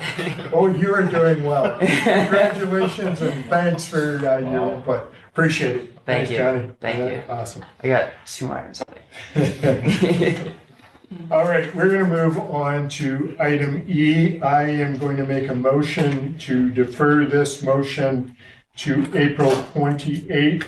I would like the proponent to have all their ducks in place before this comes, but also it's been a long day. So if someone would second that motion for me, Councilor. Even though I didn't get mine, I'll second it. There you go, you second it. I'm going to call the question on deferral. All those in favor? Motion's carried. This will be deferred until April 28th. So Johnny, you get to come back with this one on April 28th. Yeah. Thank you. All right, we are going on to change of address, and this is yours as well. Okay. Oversight on this, if you don't mind, please. Thank you. To your worship, staff is recommending the readdressing of 410 Leach Street to be changed to 404 Leach Street.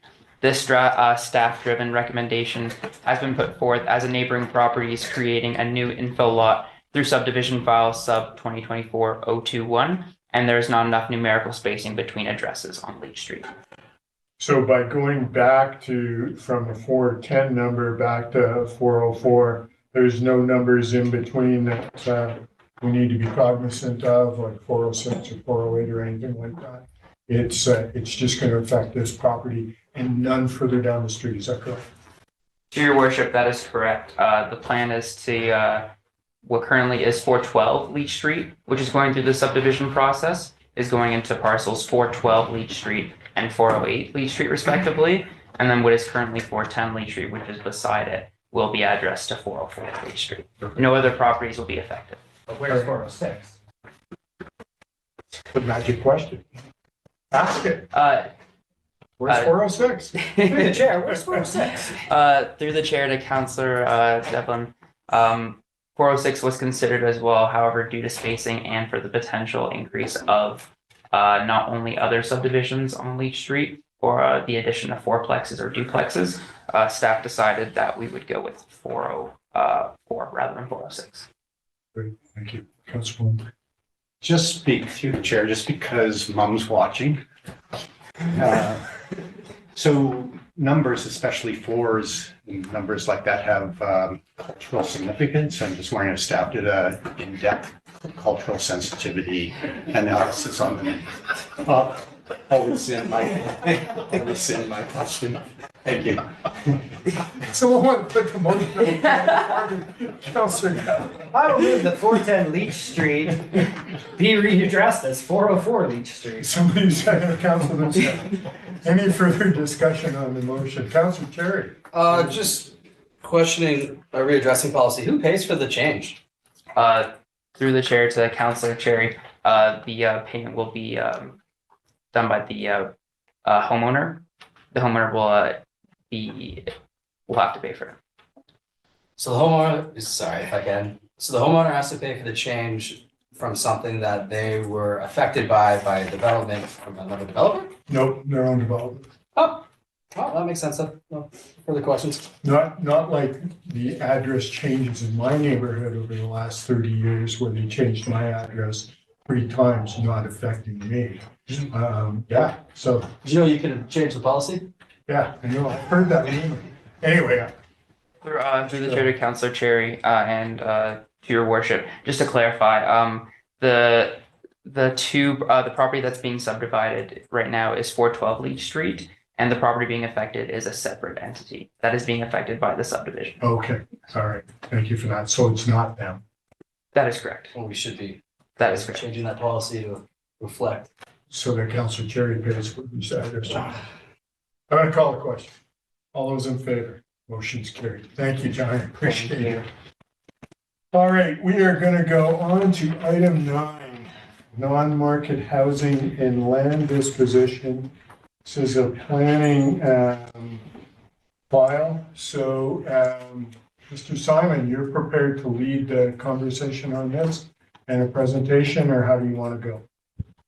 Or you want me to go to Mr. Parliament first? To your worship, because the land disposition application came in under a development services policy, that's why the report is through development services. Right. That said, I think council has unpacked this item quite substantially. I think that you've seen, we have our CAO directly involved in this, heavily involved, Director of Finance, Manager of Development Services, Director of Corporate Admin, Director of Engineering and Public Works. So this really is a full team effort working collaboratively with BC Hydro as well as Revelstoke Community Housing Society.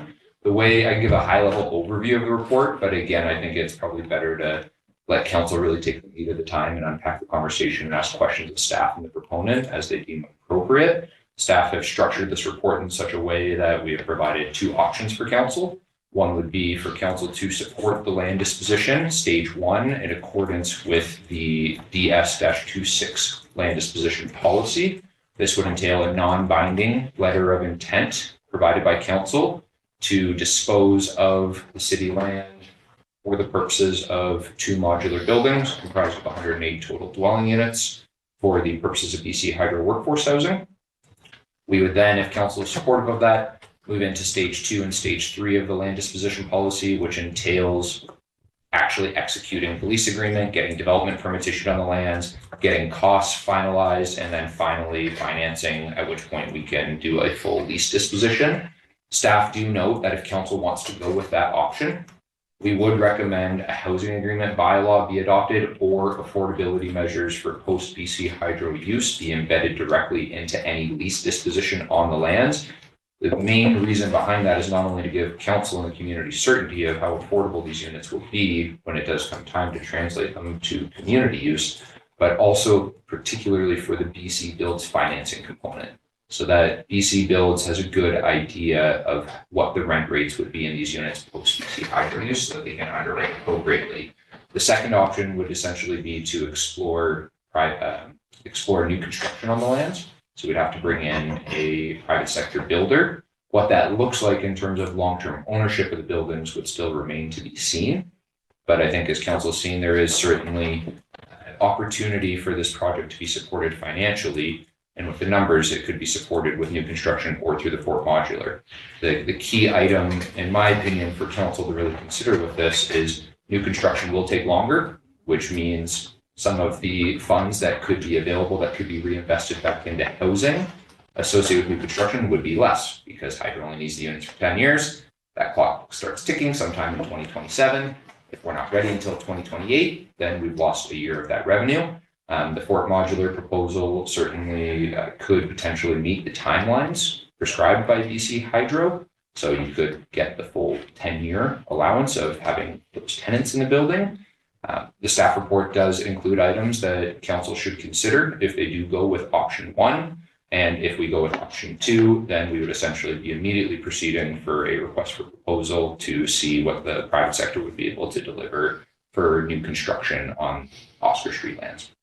Great, thank you. So I'm gonna just start weighing in here. Because I wasn't happy, or we as a council made it very clear, or some of us around the council made it clear to RCHS and we weren't happy with the product that was being put before us.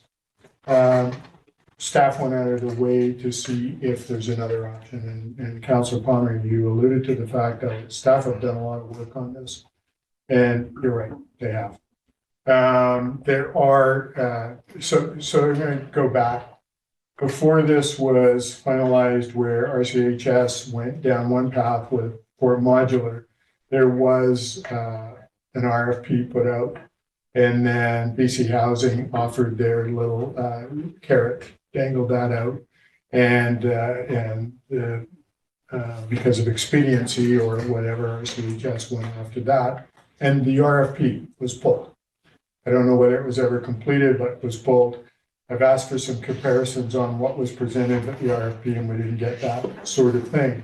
However, I felt just a short time ago that I might be being pushed into a corner to make a decision that we're going to lose some funding going forward. But when I look at this sort of thing, I'll be honest, I'm in favor of option 2 of a new build. I look at that and go, there are, we could go out to the public sector to build on city lands. There are companies out there that are, that weren't in play with the first RFP that may want to go and look at this, that may be able to do that, but there may be local community companies who would want to bid on this RFP. I think if we can do that, two things that come to mind. I'm not happy with what I hear about Fort Modular, the width of the buildings, the height of the hallways, and the fact that it's 5-6 years old already. Councillor Palmer, you and I have both lived in community housing, there may be others around. There's a stigma with that. And having something that's already used and then comes to, it's used for homeless people in Vancouver. It comes to the community for BC Hydro workers. And now we're going to renovate it and say to our people in our community who may be on the low end of the spectrum as far as income, this should be good enough for you. In my mind, it's not good enough. It's not good enough to actually go forward and say to our community members, we're building a legacy thing for the community. RCHS is going to manage this sort of thing, and you should be proud of what we're doing without going through a new build, or at least looking at a new build, which will be comparable, in from what I've heard from staff investigation, per square foot. And maybe only 8 months or a year delayed. I think the option for this council would be to go with option 2, put that in play. It will be a legacy for the community. It will be, I think, a savior for RCHS in the long run, and be better for the community as a whole. Now, I can get into all kinds of details, but that's really where I'm at this point. So I'm going to ask other members of the council, if you have comments you want to weigh in, one way or the other. Let's hear it. Councillor Dell. Yeah, through the chair. I guess my comments would be that, I guess essentially I sort of disagree with you on this. The way I look at this is I do see what you're saying, and if we were talking about workplace housing and solely workplace housing, I might be on the same page as you. I do understand the concept that you're going at and saying it's not hypothetically good enough. I do understand that, but I think we see year after year after year in Revelstoke a increasing gap between what is considered affordable by our below market rate. So that's when we say affordable housing, that's what we talk about, is below market rate. And actual affordability. There's this massively increasing gap year over year for that. We look at the market rate for a studio apartment, a box, $1,500. That isn't affordable. That will never be affordable. If we are talking about community housing, if we are talking about the need for affordability, we need to choose the affordable model. From what we've seen, there's nothing in a private a private build that will make this more affordable. The private market does not do affordable. The private market will never do affordable. The private market does market. That's why the private market. They've never been in doing affordable housing. They haven't managed to do it. I keep hearing the market will figure it out. I hear this at this table time and time again. The market has yet to figure it out. The market goes up and it goes up and it goes up, and people do not go up in what they earn. If we look at where these units will come along in 10 years' time, there's no chance of them being affordable if we go with a private build. We do need to consider investing into what is affordable long-term housing, as the people who have lived in Revelstoke have less and less ability to afford it as years go by. I don't think that is a thing we need to solely focus on, but every time the conversation comes up for social housing, for affordable housing, we have another conversation about how to essentially make it less affordable for people. And even the affordable housing that is coming online, I'm really glad that the Downey Street project is coming online. It's 1/3 of those buildings. And that's not any way, shape, or form complaining about the job that has been done by RCHS. That is a provincial government issue. That is the cost for that building is insane. And that is through the BC government. It is through bureaucracy. It is not anything to do with our nonprofits. But from what we've seen, I think option one is the correct option in order to get units of affordable housing in 10 years' time. That's because I think if we go with anything private in 10 years' time, those units will not be affordable. They will just be, they might be slightly below market, but that won't be affordable for practical sense. So I look at it as more of an investment in the future of Revelstoke if we go with option. And so if we have companies, Councillor, that can build for $400, $450 a square foot, similar to what's being proposed here, with basically unlocking a door to get a second and third bedrooms without having to spend that money on major renovation, that becomes affordable because it's the same cost to start out. It should be the same cost down the road. So those are the sorts of things that I look at and go, there are companies out there that are willing to do that sort of thing. I think we need to give that option. And just to counter that, without getting into the details of what we saw earlier in a closed meeting, we have seen the numbers, and the numbers don't support that idea at all. The numbers with the Fort Modular are significantly better after 10 years than the numbers with. Yes, they are. Not even close. Mr. Sun. The amount of mortgage that's left is significantly better. It's Mr. Sun, comment. $8 million less. Through your worship, and I don't want to again interject, you heard me say that time and time again, but just from a clarity perspective, option one is essentially looking at RCHS as the operator overseeing this, with a private builder being Fort Modular, and that is the option. Option two would be the exact same, except going out and seeing what other opportunities there would be for new construction. So it would be the same model, where what makes this affordable is the opportunity with BC Hydro. That's what would make a new construction affordable in the long term. You'd be able to expedite payments on the mortgage the same way that it's being proposed for the Fort Modular project. The only difference is it would be new construction as opposed to renovating existing units. And the big question for council to really focus on, in my opinion, is the timing. The Fort Modular proposal that's in front of you could be done faster, but we would get the modular units that are retrofitted twice.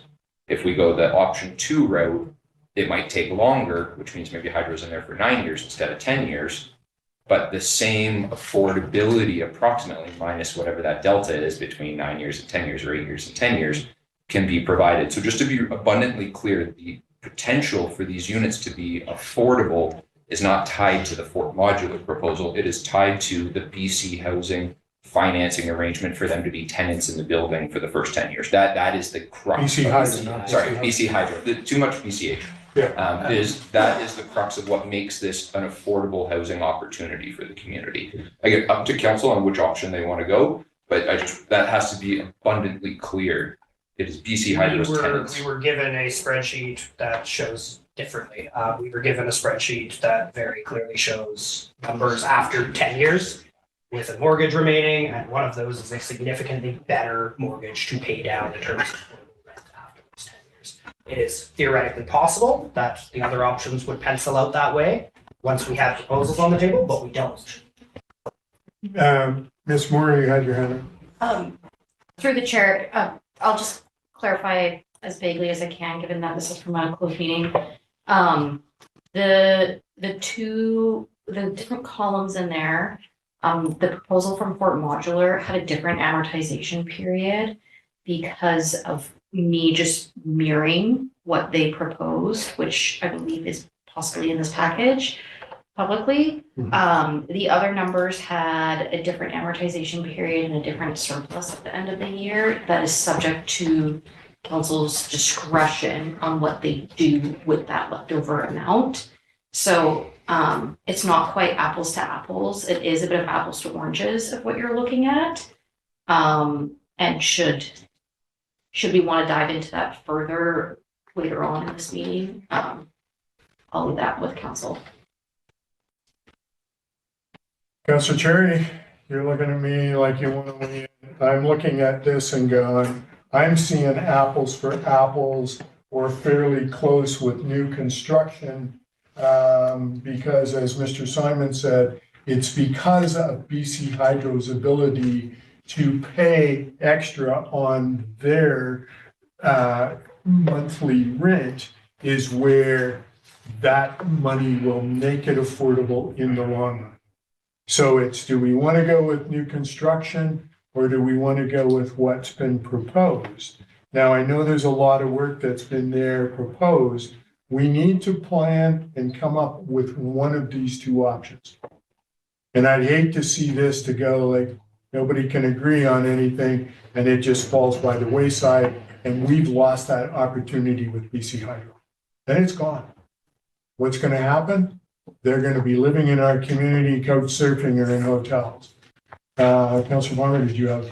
I'll just state that, of course, we've drilled into this many times and I won't go into many sort of layers and nuances, but I agree with you, Mayor Souls, that option 2, I believe, is a better route for the city to take. So I'm just stating that right now so we get a sense of where this is going. Thank you. If you'd like to hear from me, I also agree with option 2. I think that there's an opportunity here for workforce housing, a partnership with RCHS, a partnership with BC Hydro, and a partnership with the city on public lands where the community ends up with quite a large benefit at the end. I know there was an RFP and it was canceled. That was for private buildings on private lands. I think if that was reopened to again, that would be pretty quick for the building community to put in an application for these lands on their building. I could go on at length, but I think we've kind of beat this one down a few times. So that's where I'm sitting. Councilor Lucia, did you have anything? Yeah, I'll weigh in. I'm leaning more to option 1. Question through to staff. If we put this out to the private market for building, the assumption we're hearing is that RCH is managing it. Is there ways for them to get out of that? Is that set in stone that RCHS would be managing the building after construction?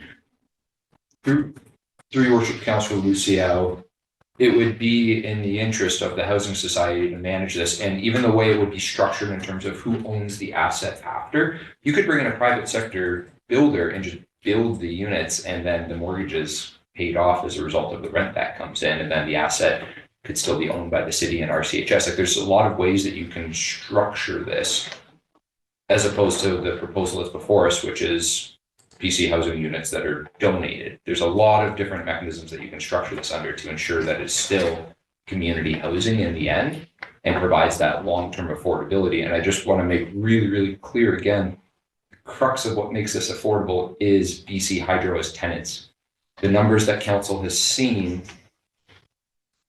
do not assume that any additional rent that's paid above and beyond minimum debt servicing is automatically reinvested into the mortgage. That's why the unit prices after a 10-year mortgage are higher than what they are under the Fort Modular proposal. The proposal before you is assuming that every single penny above and beyond market rent is reinvested in accelerated payments, as well as that $6.8 million reserve that was referred earlier. So just, and I know that wasn't 100% the question, RCHS should be involved in managing it, and we would work with them as part of any other proposal under option 2 to make sure that they are part and collaborating of those conversations. But the real crux here that makes either the Fort Modular proposal will not be affordable if BC Hydro aren't tenants. Yeah. Like that is a really important piece to unpack here. What makes this affordable and a potential legacy community housing project is having BC Hydro in as tenants for the first 10 years. Yep. That is the key here. Absolutely critical. And so why not go that way? We know that there are companies out there that are willing to come to the table that would make proposals. It's, I think, give new construction a chance. And we have I'm going to say newer product for our workers, BC Hydro, and more likely to be comfortable with that. And then afterwards, we have that new, relatively new product that will go out and can go to our community members. So that's why I'm thinking there's more potential than just saying this is the only way possible here with option number 1. Councillor Landis. Yeah, thank you, Ms. Souls. Yeah, like Councillor Devlin and Councillor Lucia, I'm supporting option number 1. And I guess, following this discussion that we're having now at the table, one of the key issues I want to focus on is risk. In that my feeling is we have a bird in the hand and in option 1 and one in the bush in option 2. Risk is multifaceted in this sense. So, for example, as we develop theoretically under this thing, the city taking the role as developing opportunities, RFPs, and sending them out there.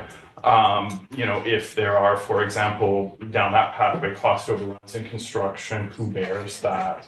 In terms of the work to prepare an RFP, manage it, sort of be the manager of that process. Who is that in the city? Is that city staff? Are we, contracting that out? What are the costs going to be associated with city staff taking that role, presumably in option number 2? Another point that I think is important is if the application before you, the costing presented in, there's many pages of material in the various reports presented is high for the housing society in the sense that they have tried to de-risk it by including every potential construction cost, every single eventuality, so that there is no sticker shock or surprises for Hydro, which is a partner. One of the points I want to also look at is under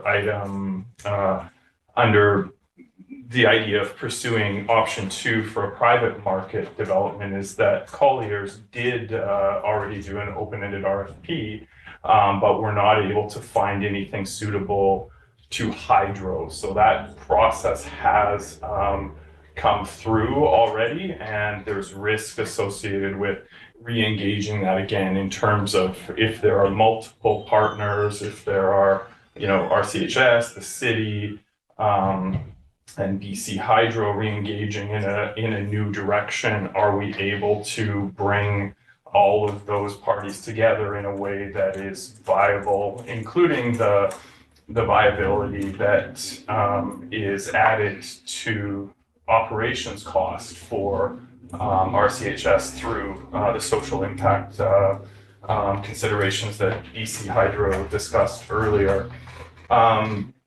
And the other point, I guess, is like our post hydro financial model is that is in the RCHS proposal is very conservative to protect and de-risk the operation of the facility after it's completed.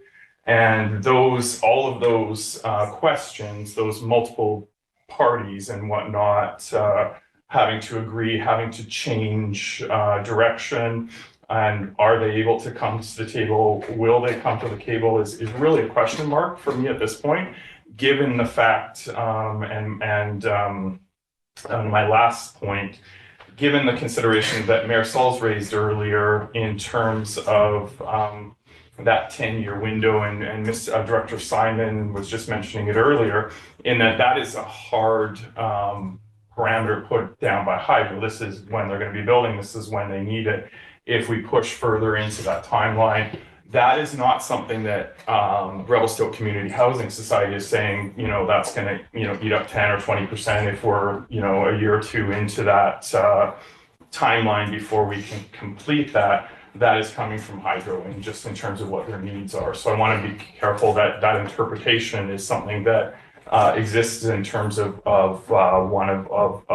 with Hydro as one of the partners looking to provide housing. And I just would say, like, full stop, the risk is that Hydro moves on to something else, and and the concern would be, we got a whole bunch of people in town working on the projects who don't have new housing or associated, maybe renting out hotel rooms or eating into the existing stock. And I think back to those years in like 2022, 2023 pandemic, when everybody in town was struggling to find staff, everyone couldn't find people in town.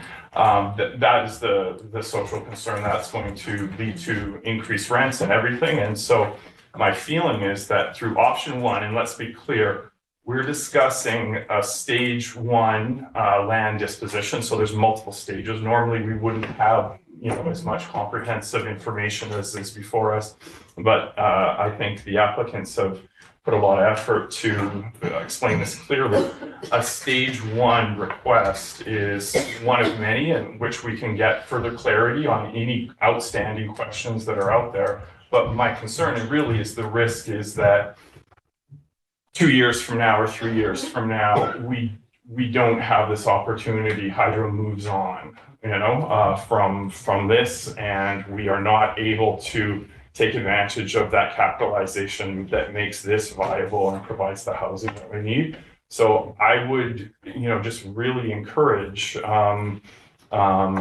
maybe those at the council table to consider that, is that, what we're proposing is a concrete proposal that will be completed a yearish from now on time, when they need it, including in partnership with BC Housing, who has been great to work with, or maybe we'll find a private market solution to something or not, and then we will not have this opportunity, which is, to be clear, RCHS is beneficial to them because it allows them to help capitalize for the renovation, for conversion. So that is the risk I'm worrying about. Does something happen related to this or not? And how do we get there? Is that staff working on it? Is even what we propose going to work for the Community Housing Society when they look at that numbers for that one? So I would encourage council and the mayor to consider option number one, and if I may, through the chair, bring that forward. You can bring it forward, Sure. but I know what the answer is going to be. And so right now, I'm going to look at two things. And if you guys want to put a motion on the table, that's fine. First of all, some of the questions we asked weren't answered because the knowledge wasn't there, or they didn't want us to know that. There was no comparisons, that sort of thing. The RFP might have been open-ended, Councillor, but it wasn't for lands on Oscar Street. It was what kind of lands, what kind of building can you do on your own lands. So there would have been other people that would have probably put in a proposal on it, which would have lowered the costs as we go through. I'll look at that sort of thing. And something in my mind is going, why is BC BC Housing and BC Builds so damn set on pushing this on the city of Revelstoke, and nobody down at Vancouver is saying, gimme, gimme, gimme. I'm looking at that going, man, it could have worked for a lot of things down there. And then a lot of people are saying, there's new money coming for housing in the Vancouver area. And I think the provincial government just sees that. There isn't that community builds program anymore. When I look at this sort of thing and go out to the housing market and say, can you build it for a certain amount per square foot, new build? And they say, yeah, we can, and we can help to finance it. There's a guarantee with that. And I had said to both Ms. Wells and Mr. Attia, I am not positive that having funding from the BC government won't dry up even in 10 years' time. But what about 2 years' time? I look at that sort of thing. Am I more interested in what the private market or financial can do? Yes, I'm looking at that sort of thing. So, any comment, Mr. Parliament? I'll wait till the end. Okay. Any comments from other councillors? Oh, sorry, Councillor No, that's Devlin. okay. Just through the chair and maybe just in kind of interest, because it seems as how, if I had to guess how this was going to play out, whoever puts a motion on the table first is going to get defeated based on a tie, and then the other one we're going to feel we have to when we lose this whole thing, is essentially how this is going to probably play out. So in the interest of not having that happen, through the chair, and maybe this is for Mr. Parliament, maybe this is for Mr. Simon, not quite sure which one of you is best to answer this question. Is there any option that would explore both simultaneously? Can we do a non-binding letter of intent to explore further into the project of the Fort Modular while putting out an RFP to the private market, or maybe not an RFP, maybe something similar, to see what kind of numbers they come back with? Because we're being told they're comparable, but we don't actually know that. Studios are, as we've heard, significantly more expensive to build. So can they do 108 studio apartments on public land for a better or comparable cost? Do we know this? Is there a way to explore both avenues simultaneously and then come to an actual decision once we have solid, confirmed numbers in front of us? Who wants to weigh in first? Mr. Parliament? Well, the short answer is yes. The short answer is you defer. And you direct staff to come back and, get more information on all available options, whether, we're suggesting an option 2 is an option, that you go to a comprehensive RFP. But the third option, which is not here today, staff gave you 2 options, but a third option would be to defer. So if you're uncomfortable and you feel you need more information and more time, I can assure you that both RCHS and BC Hydro understand that. We want to get this right. I've talked to both partners. We're prepared to dive into this deeper. And that would require council today to defer it if you're not comfortable with either option. If you call a vote and it's a 3-3, yes, because we have one member who's recused himself. A 3-3 vote is a no vote on either option. So the simple answer is defer and direct staff to come back. And we work with our partners to bring back a proposal that meets your requirements to make this this tough decision. It's not easy. So my question, Mr. Parliament, how do we be able to get others to propose something while we're in that deferment time to say, hey, is there an appetite to give us a price to look at something? So thank you. Because staff have to have a plan B, because we do recognize the time urgency and we do not dispute that one option can be available in the summer of 2027. That's option 1. And we know that the other option is going to be roughly another 12 months, 14 months later. It typically takes 20 to 22 months, 23 months to build new. So in anticipation of deferral, I've asked our lead consultant, who's worked on a lot of RFPs, his name is Mr. Jonathan Huggett. He can have an RFP issued to the marketplace by Friday, subject to vetting through our lawyer and subject to vetting with our partners. We can issue the RFP Friday, April 18th. We can have inquiry deadlines May the 2nd, and we'll have a closing date of May the 9th. Then we will know if there's any other interest from the private sector to build on Oscar, compare it with the option one, and you're in a better decision, or better position, to make a decision based on that quick turnaround of an RFP. Now, these are dates recommended by our consultant. It'd be a quick turnaround because the private sector is very polished when it comes to submitting these bids. Maybe we extend it another week instead of May 9th to May the 16th. That request for proposal, subject to legal and vetting from our partners, is ready to go. It basically asks the private sector to make a proposal on new construction on Oscar, which this document did not ask. And the concern that staff have, and I can speak to all of staff, we appreciate the RFP that went out asking the private sector to submit bids on private lands. The problem with staff is we have to provide council with options. And this did not provide all the options. It provided a limited option. And there is no verbiage in here about Oscar. It just simply talked about an RFP process seeking to enter into an agreement with proponents. It encouraged broad participation, but there was no reference to Oscar.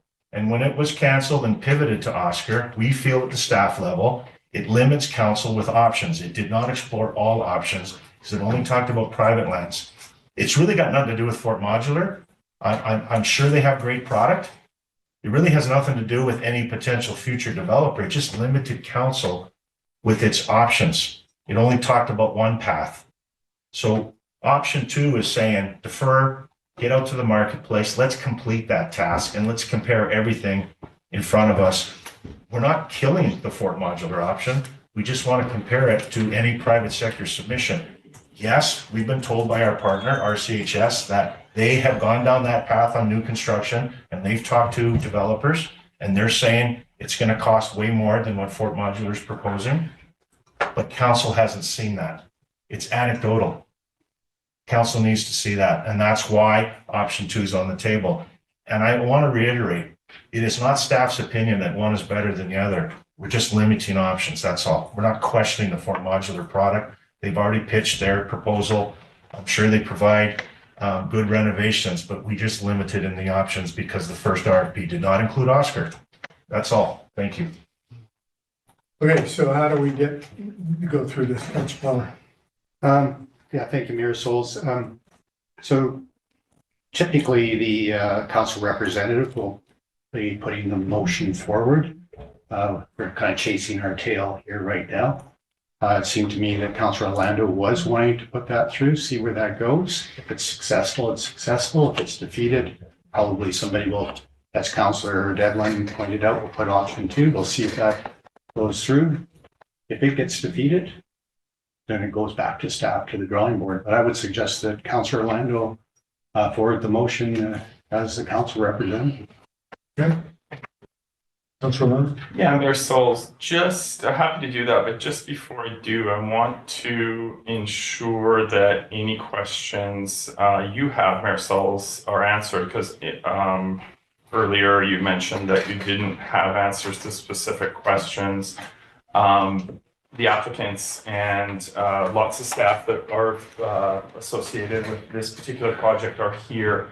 Are there any particular concerns that you need addressed that were not addressed? I know myself and the volunteers on our board and staff have been reaching out to make sure questions are addressed and relaying any questions or concerns. So I want to make sure those are addressed. well, the first thing was I'd asked Mr. Tia for comparisons per square foot, and we didn't get any of those sorts of things. The comment was that BC Hydro shut them down because it wasn't things that they wanted. So I'm assuming that through the RFP, and this is just an assumption on my part, that nobody came forward with studio things, 108 studio things. So, Mr. T, you got your hand up. I'm hesitant to get you to talk for a length of time, and I would prefer not to. Yeah, Mayor Souls, I mean, it's up. Yeah, no, it's up to me, but we've gone down that. And so, all I'm saying is these are the things that I wasn't aware of. And I don't want to go through this whole thing. I want to get to this whole, let's find a way to move forward. Beating a dead horse or going over this time and time again. You asked me what I didn't get answered. Those were the things that I didn't get answered. I don't know what the cost was for square footage. However, I know that I've got a community out there that are pissed right off because the RFP was pulled. Whether Hydro pulled it, RCHS pulled it, Colliers pulled it, I don't care. The point is it wasn't complete. If it was completed and they said like, no, none of this works for us, then that's one thing. But I'm hearing that it was full. So I'm looking at it going, how can we keep RCHS whole? Is there something that I should answer, Mr. Brookshall? Oh, just a lot of what you're saying, we have answered, and you're saying a lot of things that aren't true. Okay, so where am I saying that's not true? Did the RFP go full through, or was it pulled? When the RFP was canceled, the reason given was that none of the proposals met the requirements, which were one worker per unit delivered on time. Okay, So the private market did respond, and not on Oscar lands, correct? But the cost wasn't the issue in the RFP. Okay. The cost, was higher, but it wasn't the issue. Okay, Councilor. We've had this in camera closed meeting, same thing, and I would suggest that that narrative is not accurate and you're drawing the public into the council table. I'm getting frustrated and when I see the comments. I would suggest let Councillor Orlando put option one, and then I'm prepared to go into the debate on option one. Okay. All right, I'll stop there. Councillor Orlando, do you wish to put a motion on it? Yeah, if I may, I would like to just follow up on the comparisons per square foot concern. I'm not sure I understand the detail of that, and I would allow at least the applicant who's been working in partnership with us for quite some time on the Oscar lands, not necessarily related to this project, to maybe address that specific question. There are a lot of details in the reports, and I'm wondering if I'm missing the exact. So am I missing that in the report? Am I missing those comparatives in the report? So is it just direct comparison to? Direct comparison to what you're proposing here with Fort Modular to building on in our community. So I'm hearing now that it was full, complete, and it didn't meet the needs. But I'm hearing, because our staff are investigating and saying, hell, we know that we can do a comparative build. Ms. Morgan. Through the chair, just to try and take a step back and get out of the weeds a little bit here about specific prices and whatnot.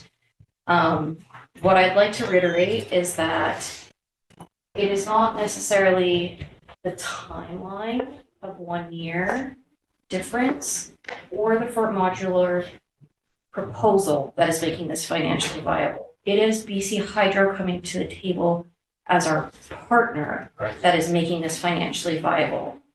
And so partnering with them for 8 to 10 years to occupy a development, whatever option council goes with, is what's making this financially viable. So I think there's a bit of misconception that option 2 is not financially viable or new construction is not financially viable. That is not true. What makes this financially viable is BC Hydro coming to the table as partners to fill their needs and also help us with community housing. So how this goes forward and what gets built on Oscar is council's prerogative. But I just want to clarify that for you as we start to dive into various dollars per square foot and whatnot. That this is a really good opportunity for all partners involved, Hydro, RCHS, the city. And what makes it financially viable is Hydro coming to the table with some extra funds. And so for me, diving down that rabbit hole, looking for price per square foot isn't going to get us to option 1 or option 2. So I'm going to stop going that direction because it's not helping. In fact, it's confusing the situation. Correct? Correct. Thank you. Thank you for being honest with me. That's what I want to hear. All right. So, Mr. Parliament, you want to weigh in? Just finally, new construction square foot price. Everyone has an opinion. I mean, you can pick up the phone, you can talk to any developer, they'll give you a ballpark range. There is price compression in the market. RCHS has told us and has told BC Hydro, they've exhausted that opportunity. They've looked at new construction. You heard it today from the representatives of Fort Modular. The price is this. We, the city, have not heard from the private market on what it would cost to build new on Oscar. That's what this RFP would achieve. We can all speculate what it is, but until we know and get it on paper, we can't do a comparison. We're not saying no to option 1. We're not even saying really yes or no to option 2. We still don't have that per square foot new construction cost on Oscar. The only way to achieve that is to do a quick RFP and have them submit a proposal. If it's too high, now you've got a comparison and we can call the question. But we don't have that right now. And I know that there's the one camp that says it's too high, you can't compare it. There's the other camp that says, let's get to the marketplace and confirm those numbers. For staff, we don't have those numbers. We hear anecdotally from both sides, the numbers anywhere from $350 to $600, $700 a square foot. The only way to achieve that number is through a quick RFP, which this RFP failed to do on new construction on Oscar. It was not intended for that. It was intended to solicit response from the private sector. Thank you. Okay, so my question is, how do we move forward without taking option 1 and crapping on it and still getting those comparatives to see if there is anything, if there's anyone in the public that wants to, or the private sector that wants to entertain this without certain delay. Okay. To move this forward, I'm going to ask our staff, because we are all trying to come up with something that we can move forward on. At this time, Paul, if you can introduce an option 3 motion that captures the essence of today's conversation moving forward before you call the question. Through your worship, what this would essentially do is defer a decision on the land disposition request before you today, direct staff to immediately prepare and issue an RFP for rental housing at 1004 Oscar Street. And we do that in collaboration with our partners, BC Hydro and RCHS, bake that right into the resolution. And that upon receipt of those responses, we come back to council with a report. We'll have to ensure that that report doesn't have any information that needs to be discussed in camera. We want a corporate officer on that. And come back to council so that you guys can compare and then make a decision, and hopefully we have this wrapped up in May. Okay. So, Councilor. Yeah, just a question for staff on option part 2 of that proposed request is have staff reached out to RCHS and BC Hydro to get any preliminary response to that idea, and are they supportive? Through your worship, Councilor Orlando, staff have been appraised of the financial context as of late for this application, hence all the work that's been delved into it. Mr. Parliament may be able to speak to it a little bit more, but I've not had conversations about this specific option with them. I can speak to the one partner and guess, the one leg on the three-legged stool, and that's BC Hydro. They just want to make sure this is right. They've offered the city the right to pursue this with them. We're in first position. I know waiting another 3 weeks is not going to end that promise. That is a direct conversation I have had with BC Hydro. I'm pretty sure that I can speak on behalf of RCHS that if we want to get this right and it costs us another 3-4 weeks and we defer and we get everything before council to compare, I'm sure they would welcome that. But again, it's up to council to decide on option 1 or 2. Waiting 3 more weeks or waiting till May the 22nd, 21st, I don't think poses any risk with our main partner who's funding this, and that's BC Hydro. But again, if we're just going to vote on 1 or 2, both options, and they both are defeated, we got to come up with a plan B, and that's what option 3 is, because our greatest concern, and which we would all agree, this is a great opportunity for the community, and we don't want to lose that opportunity working with Hydro and RCHS. So option 3 is for consideration. I don't think our partners are going to balk at another 3 weeks or a 4-week turnaround, so we can make a decision by, if we can, with a special council meeting before May long weekend. We can accelerate this. If we go with this, that's up on the screen now, that doesn't shut down option 1. That still leaves the option. It doesn't shut down option 1, correct? Okay. It So defers it. can you 3 that are in favor of option 1 live with this to see where we're at after that, and then we talk about where we go? I can live with that. Okay.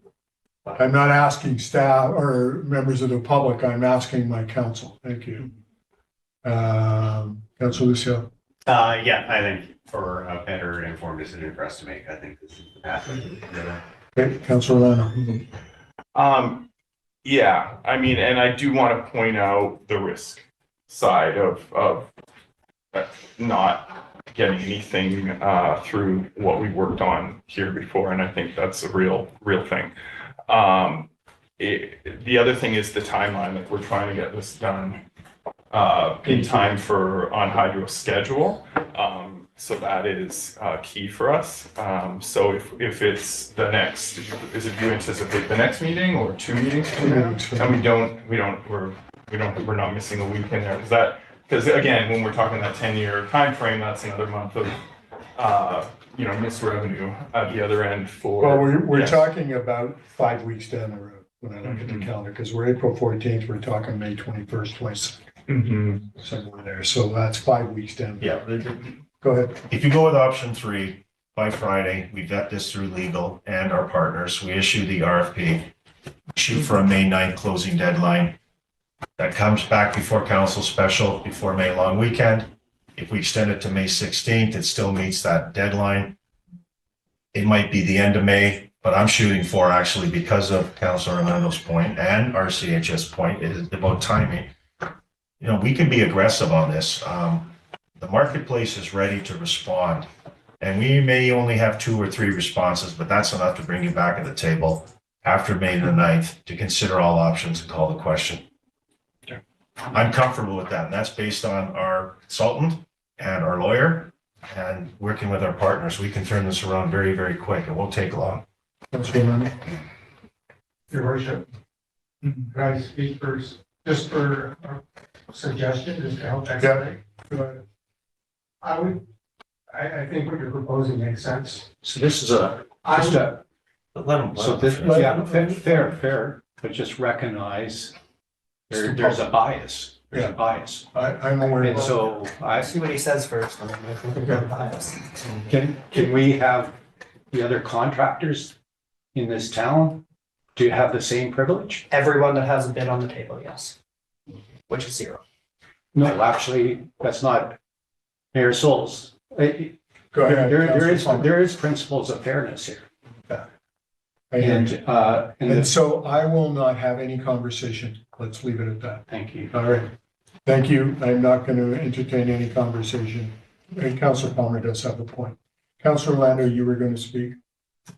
Not at this point. So with the motion that's on the table, There's no motion. or pardon me, with this, the proposed motion on the screen, can everyone around the table live with this?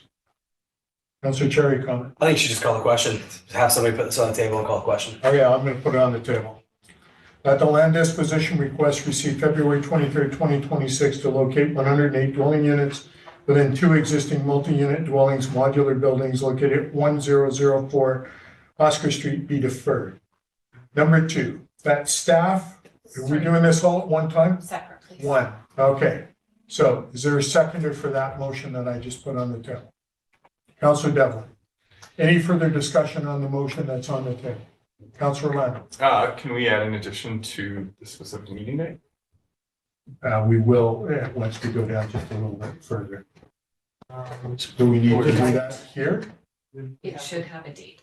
Okay, be deferred until, should we say May 20th? May 12th is your first council meeting in May, followed by the 26th. Okay, let's do May 20.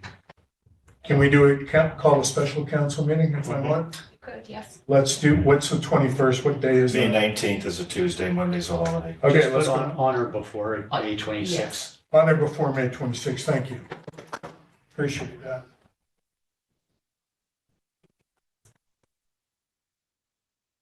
Does that work for you, Councilor Lando? Yeah, do we have a meeting on the 19th? No, so the 26th and this is the. Well, it could be a special one, 19th, if you want to. Yeah, I mean, just, I'm not sure how long, if this passes, the RFP process is gonna take, but time is of the essence. Yeah. So I don't think we want to go any longer than this. Be deferred until or before May 26, 2026. You gotta amend your motion. Okay. I'd like to amend that motion. Councilor Devlin, will you agree to that amendment? Okay, so the amended motion on there now, we have to vote on the amendment and the original motion or just the amended motion? Just a friendly. It's a friendly. Friendly amendment. Okay, I'm going to call the question on item number 1. All in favor? Opposed? Motion's carried. Thank you. Item number 2, that staff prepare, and I will make a motion that staff prepare and issue a request for a proposal to construct rental housing at 1004 Oscar Street in collaboration with BC Hydro and Revelstoke Community Housing Society, and that upon receipt of the responses to the request for proposal, staff prepare a council report outlining proposed costs, ownership models, and affordability of the rental housing. Do I have a second for that motion, Councilor Cherry? Any further discussion on that motion, Councilor Lucille? Thank you, Mayor Souls. Just when it goes to issuing the RFP, so we are comparing apples to apples. Can we have it that we are looking to have the road and infrastructure for all Oscar lands, which was proposed through the RCH proposal? Similar rents paid to the city, 100% DCC charge, and renovation costs and floor plans for the transition out of BC Hydro occupancy. Isn't that embedded in our agreement with BC Hydro, Mr. Simon? Yeah, they basically, the RFP would have hard costs per square foot and then everything else. Okay. And everything else will be those things you're talking about. Okay, but the apples to apples is the hard cost for a studio suite or a specific suite that's comparative in terms of size, and then everything else. So we'll know the comparatives that we take away the land and the servicing and everything else. That work for you, Council? Yes, yes, thank you. Mr. Simon? Council, just to again clarify, all those costs that are incorporated into the proposal that's being presented to you today is as a result of the BC Hydro contributions. Council can decide under any different development model what you want to use those contributions for. RCHS is just structured to show you what it would look like if you use those contributions for servicing, DCC payment. Council could say, we don't want to use it for that. We want to stash all the money in the affordable housing reserve. That is a council decision what to do with those additional funds. The RCHS Fort Modular proposal was just giving you an option of what you could do with it. So I just want to be really clear. Any additional funds, it's a council decision of what to do with them. Yeah, but it does help to have the apples to apples comparison. I agree, because that's what we So- have on the one proposal. So if council wants it all embedded in there, then yeah, it's the Doesn't same, have to be it's the same embedded. cost. Yeah. Okay.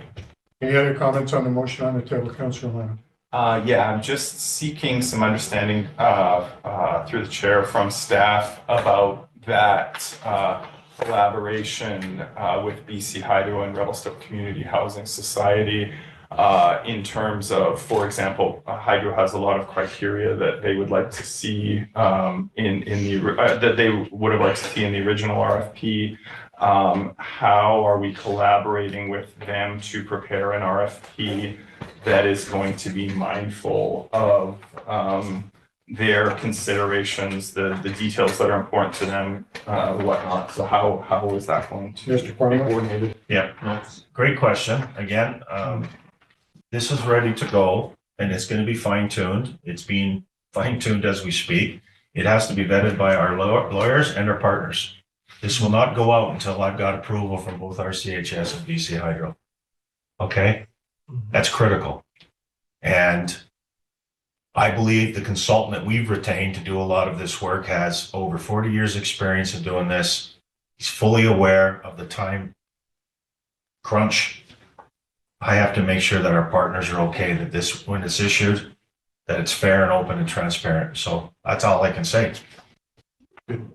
All right, any other questions on the motion on the table? Councillor Lano? Yeah, just so for things like the BC Hydro's studio apartment requirements, those are included in there. One thing I would point out is that it's listed at 1004 Oscar Street. So since that's not subdivided, I understand that to mean the entire property for the lands up there. Yeah. Your worship, that is the address of the subject property. Yeah. We do not give addresses if it is one parcel. We won't give more than one address. So is the intent, if I could follow for the RFP, to, for example, focus on the disposition area requested here or the entire property up there? Disposition area that we've requested is the area that we think is going to be suitable. So like the one that's outlined That's in in the the proposal. RCHS report. So that particular area, that spot there, as outlined in the RCHS. So through your worship, just so I'm understanding, are you asking if we would be limiting it to one specific site that RCHS has determined is the most appropriate site that hasn't been fully vetted through? Well, I'm just trying to understand, we're doing the whole thing, or idea? this, or focusing on like the hydro. Through your worship, the intent of the RFP would be to get feedback on constructing immediate housing needs for BC Hydro right now. If council wants us to look at unpacking what it would look like for all of Oscar to be built out, that could potentially be something that we could do, but in the name of expediting this proposal, the simpler approach is likely just to focus on the BC Hydro proposal. Yeah, and that's what our intention is. Yeah. To do that. Yeah, and just a comment that, yeah, that's good to hear in the sense that in terms of Revelstoke Community Housing Society's ongoing operations and long-term plans and the partnerships that we have in place with the city and other partners, I think it's appropriate to limit it to the question at hand. Or else what started as a stage 1 land disposition request morphs into something that would have a lot of impact on, you know, that the society, the several projects that they're working on, as well as the ones that they're managing and their long-term planning. So if it was more limited to the BC Hydro thing, that's good to hear. And that's the intention, Councillor. It's not to screw up everything else that RCHS is to work on. It's not screwing up anything that RCHS is working on from my perspective. It is to give us those comparatives, and then we're able to come back at this table and say, okay, this is what we've got. This is what we can do. Let's look at what's going to be the best for the community as a whole. And it may be exactly what we've got, or there may be other models. So any other comments? Oh, Mr. President. I know. Page 3 in the proposed RFP, I can say this publicly, phase 1, 108 rental units, milestone date, May 2028, if it's new construction. Phase 2, minimum 65 rental units to be convert it to community housing. The city's objective in selecting partner, coordinate effectively with city partners, including Revelstoke Housing Society and BC Hydro. All right. I think we've hashed this over. I'd like to call a question. All those in favor? Opposed? No, motion's carried. Thank you. All right, we're going to move on. Thank you all for your patience in getting through this. Correspondence, Turtle Conservation, Revelstoke letter. Anyone want to weigh in on that comment on that? Mr. Nato, you have? Oh, sorry. Sorry. Yeah, I'm ready to put a motion on it. Okay, go ahead, please. That I move that staff support this turtle conservation project as outlined in the turtle conservation letter within current budget constraints. Okay, there's a second for that motion, Councilor Lucia. Any further discussion? Yeah, I'll just speak to it. I think staff have been already been doing stuff with the turtle conservation in Williamson Lake.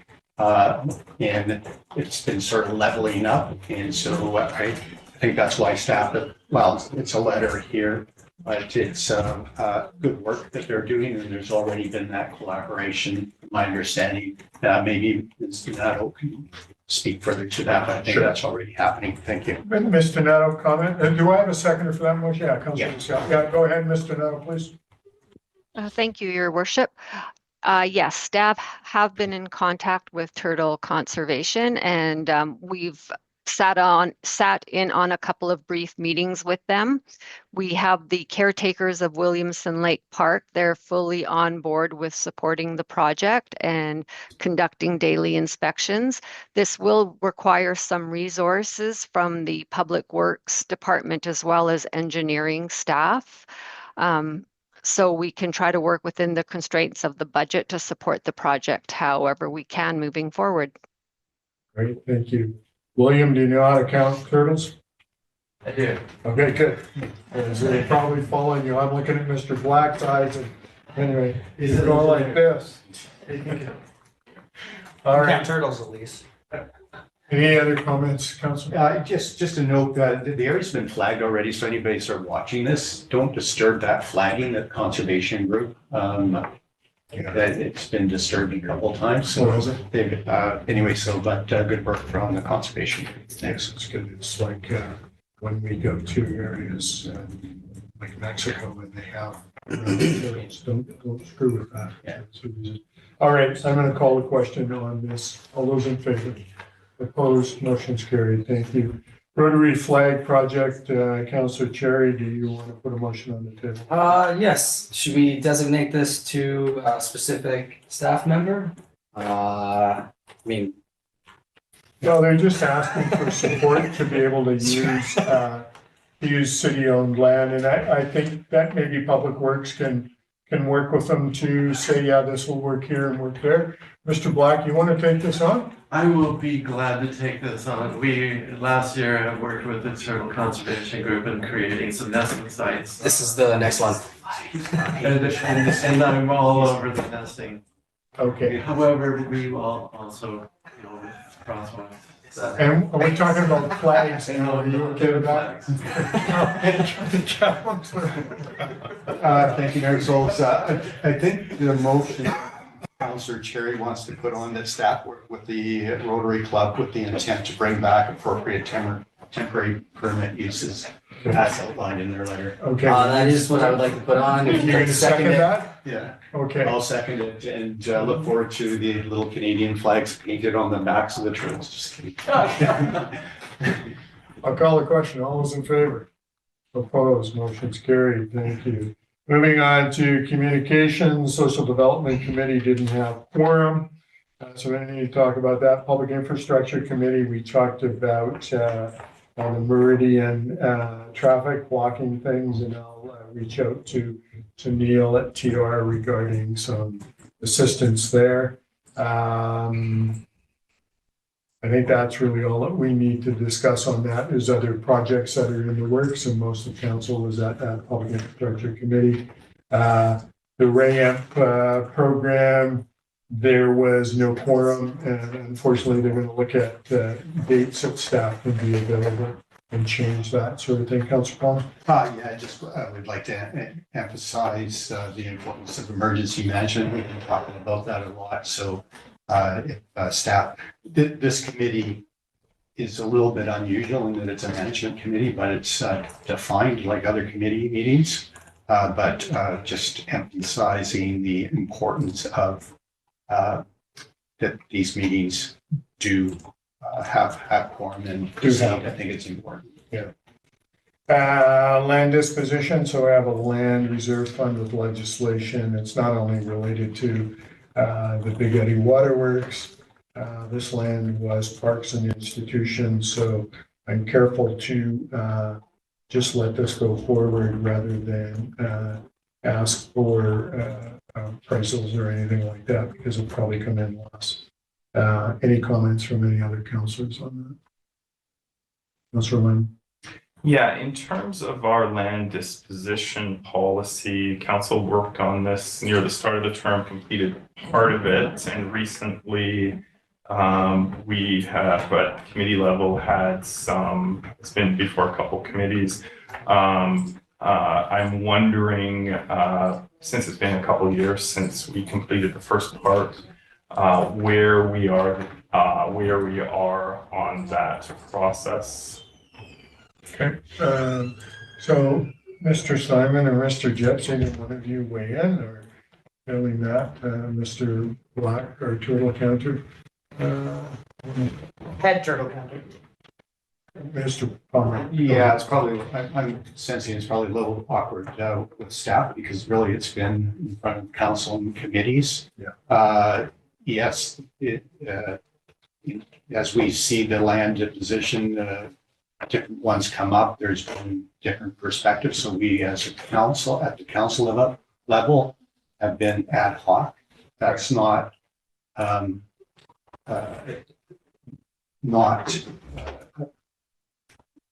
cause of how staff has approached it, but I think it really is us. Yeah. From my perspective as an individual councillor, I think that will likely not get fully addressed until we have a new council. That's how I anticipate that. All right, any other comments regarding this, these letters that we received, Councillor? Yeah, thanks. With the letters in addition from other comments I've received is, I guess, concern over our existing policy, which is quite old and simple, but it does describe a process whereby the city selects properties that we want to deem we don't need anymore and want to dispose of them. Then we put a reserve price and put them out to bid to see if anyone's interested in them. I understand like this application is focused on childcare. Application has childcare involved in it. I guess my question would be is on the fairness question, are we following that policy to, for example, say, hey, we're going to dispose of a bunch of lands, and one of the intents we have is to encourage applicants for childcare? Are we following the policy on this one? And I guess my response to that would be, why not? And so if we could put this out there and say, hey, this is open for anybody who would like to apply, we could potentially get the price we want, but more to the point is that, we have many private operators here, and they would all have an opportunity if that was our desire to do that. So that's my just general question of staff. We dealt with this in last council meeting, did we not? It's been done. Thank you, Mayor Sells. Yes, during an in-camera, the last in-camera meeting, council made a resolution to proceed with this notice of, or this sale by approving the notice of disposition to be posted, which we did. The letters that are in the agenda are in response to the public notice. Okay. Good, so it's been dealt with, and we will, as Councilor Palmer said, probably next council before we see some changes or maybe some ad hoc stuff between now and then. Comment? Yeah, just for awareness of the public who approached me with questions related to fairness, if someone is similar to this applicant, is interested in a piece of city property and for whatever reason and wants to apply for a disposition, how does it work now? That person says, I got an idea, I want to do something. What do they do? How do they apply? Mr. Simon, you have the process there. Through your worship, Councilor Orlando, if anyone wants to build genuine community amenities, childcare is institutional. It is considered a community amenity. We don't have people knocking at our door to come build it. Come and speak with planning. And if anyone is interested in building affordable housing, genuinely items that are amenities for this community, come and have a conversation with the planning department. Simple as that. How about arenas? Multiplexes, pools. Yep, you got friends with deep pockets, bring them on. Okay, did that answer your question, Councilor Lennox? Yes. Thank you for that, Mr. Simon. Okay, any other comments on this? Yeah, thank you, Mayor Souls. The letters are in response to that advertising of that disposition. What I'm wondering, will council have opportunity in the future to address that, specifically focused on the Big Eddy concerns?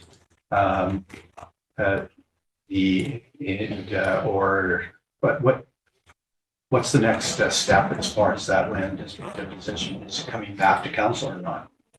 No, it's done. No. Okay, yeah. So what the question from one of the comments, well, just for clarity then, the disposition has already happened, the transfer? It's in the process. In the process, okay.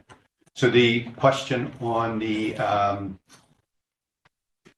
funds, because this. Where do they go? Where do they go? And it seems to me that we should explore, I don't know if we can, but should be exploring that question on, because it belongs to the Big Eddy Waterworks, so paying down their debt. I think there is a potential interpretation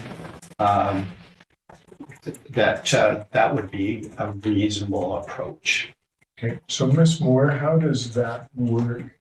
How does that work for this sort of thing and the way the debt has been structured in the Big Eddy Waterworks for all the people to pay that down?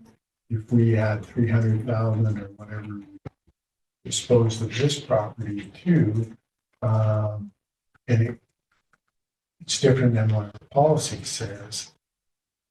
Can we do that? How do we do that? Through the chair and previous correspondence to council, you can only apply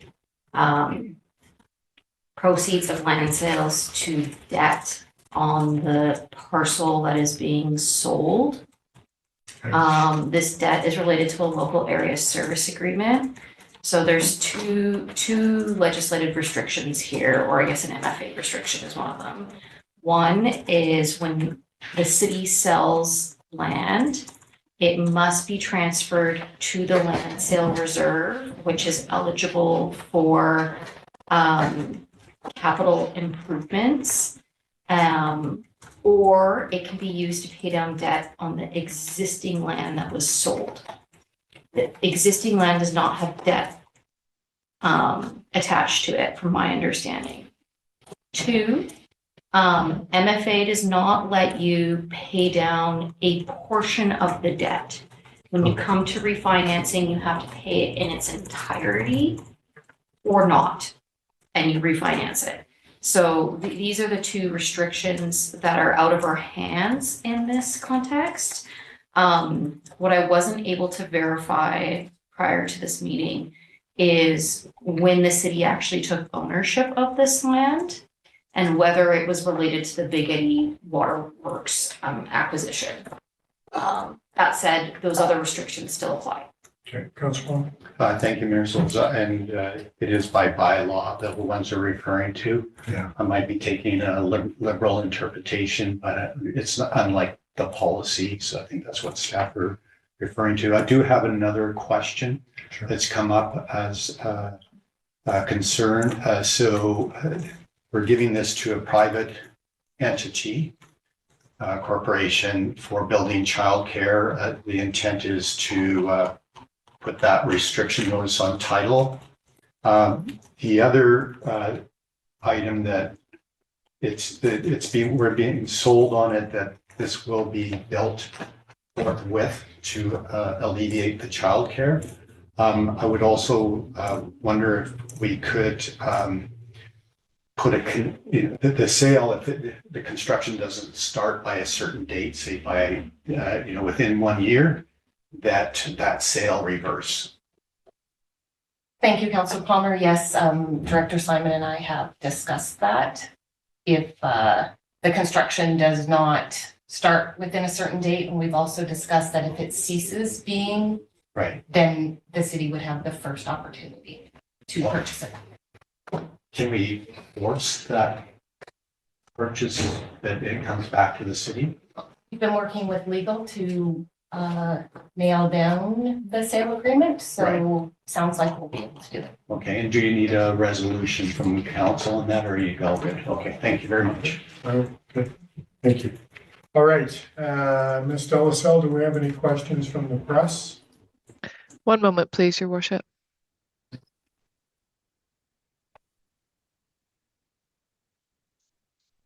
There are no questions from the press. All right, thank you. All right, council, I'd like to go in camera pursuant to section 90.18 E and J of the Community Charter. We want to make that motion for me, Councilor Cherry, Councilor Devlin, all in favor? Motion's carried. We'll take a couple minute break and come back in camera and finish for the, thank you. Do you want to mute it so I can scream? Yeah, I got you. How about just leave?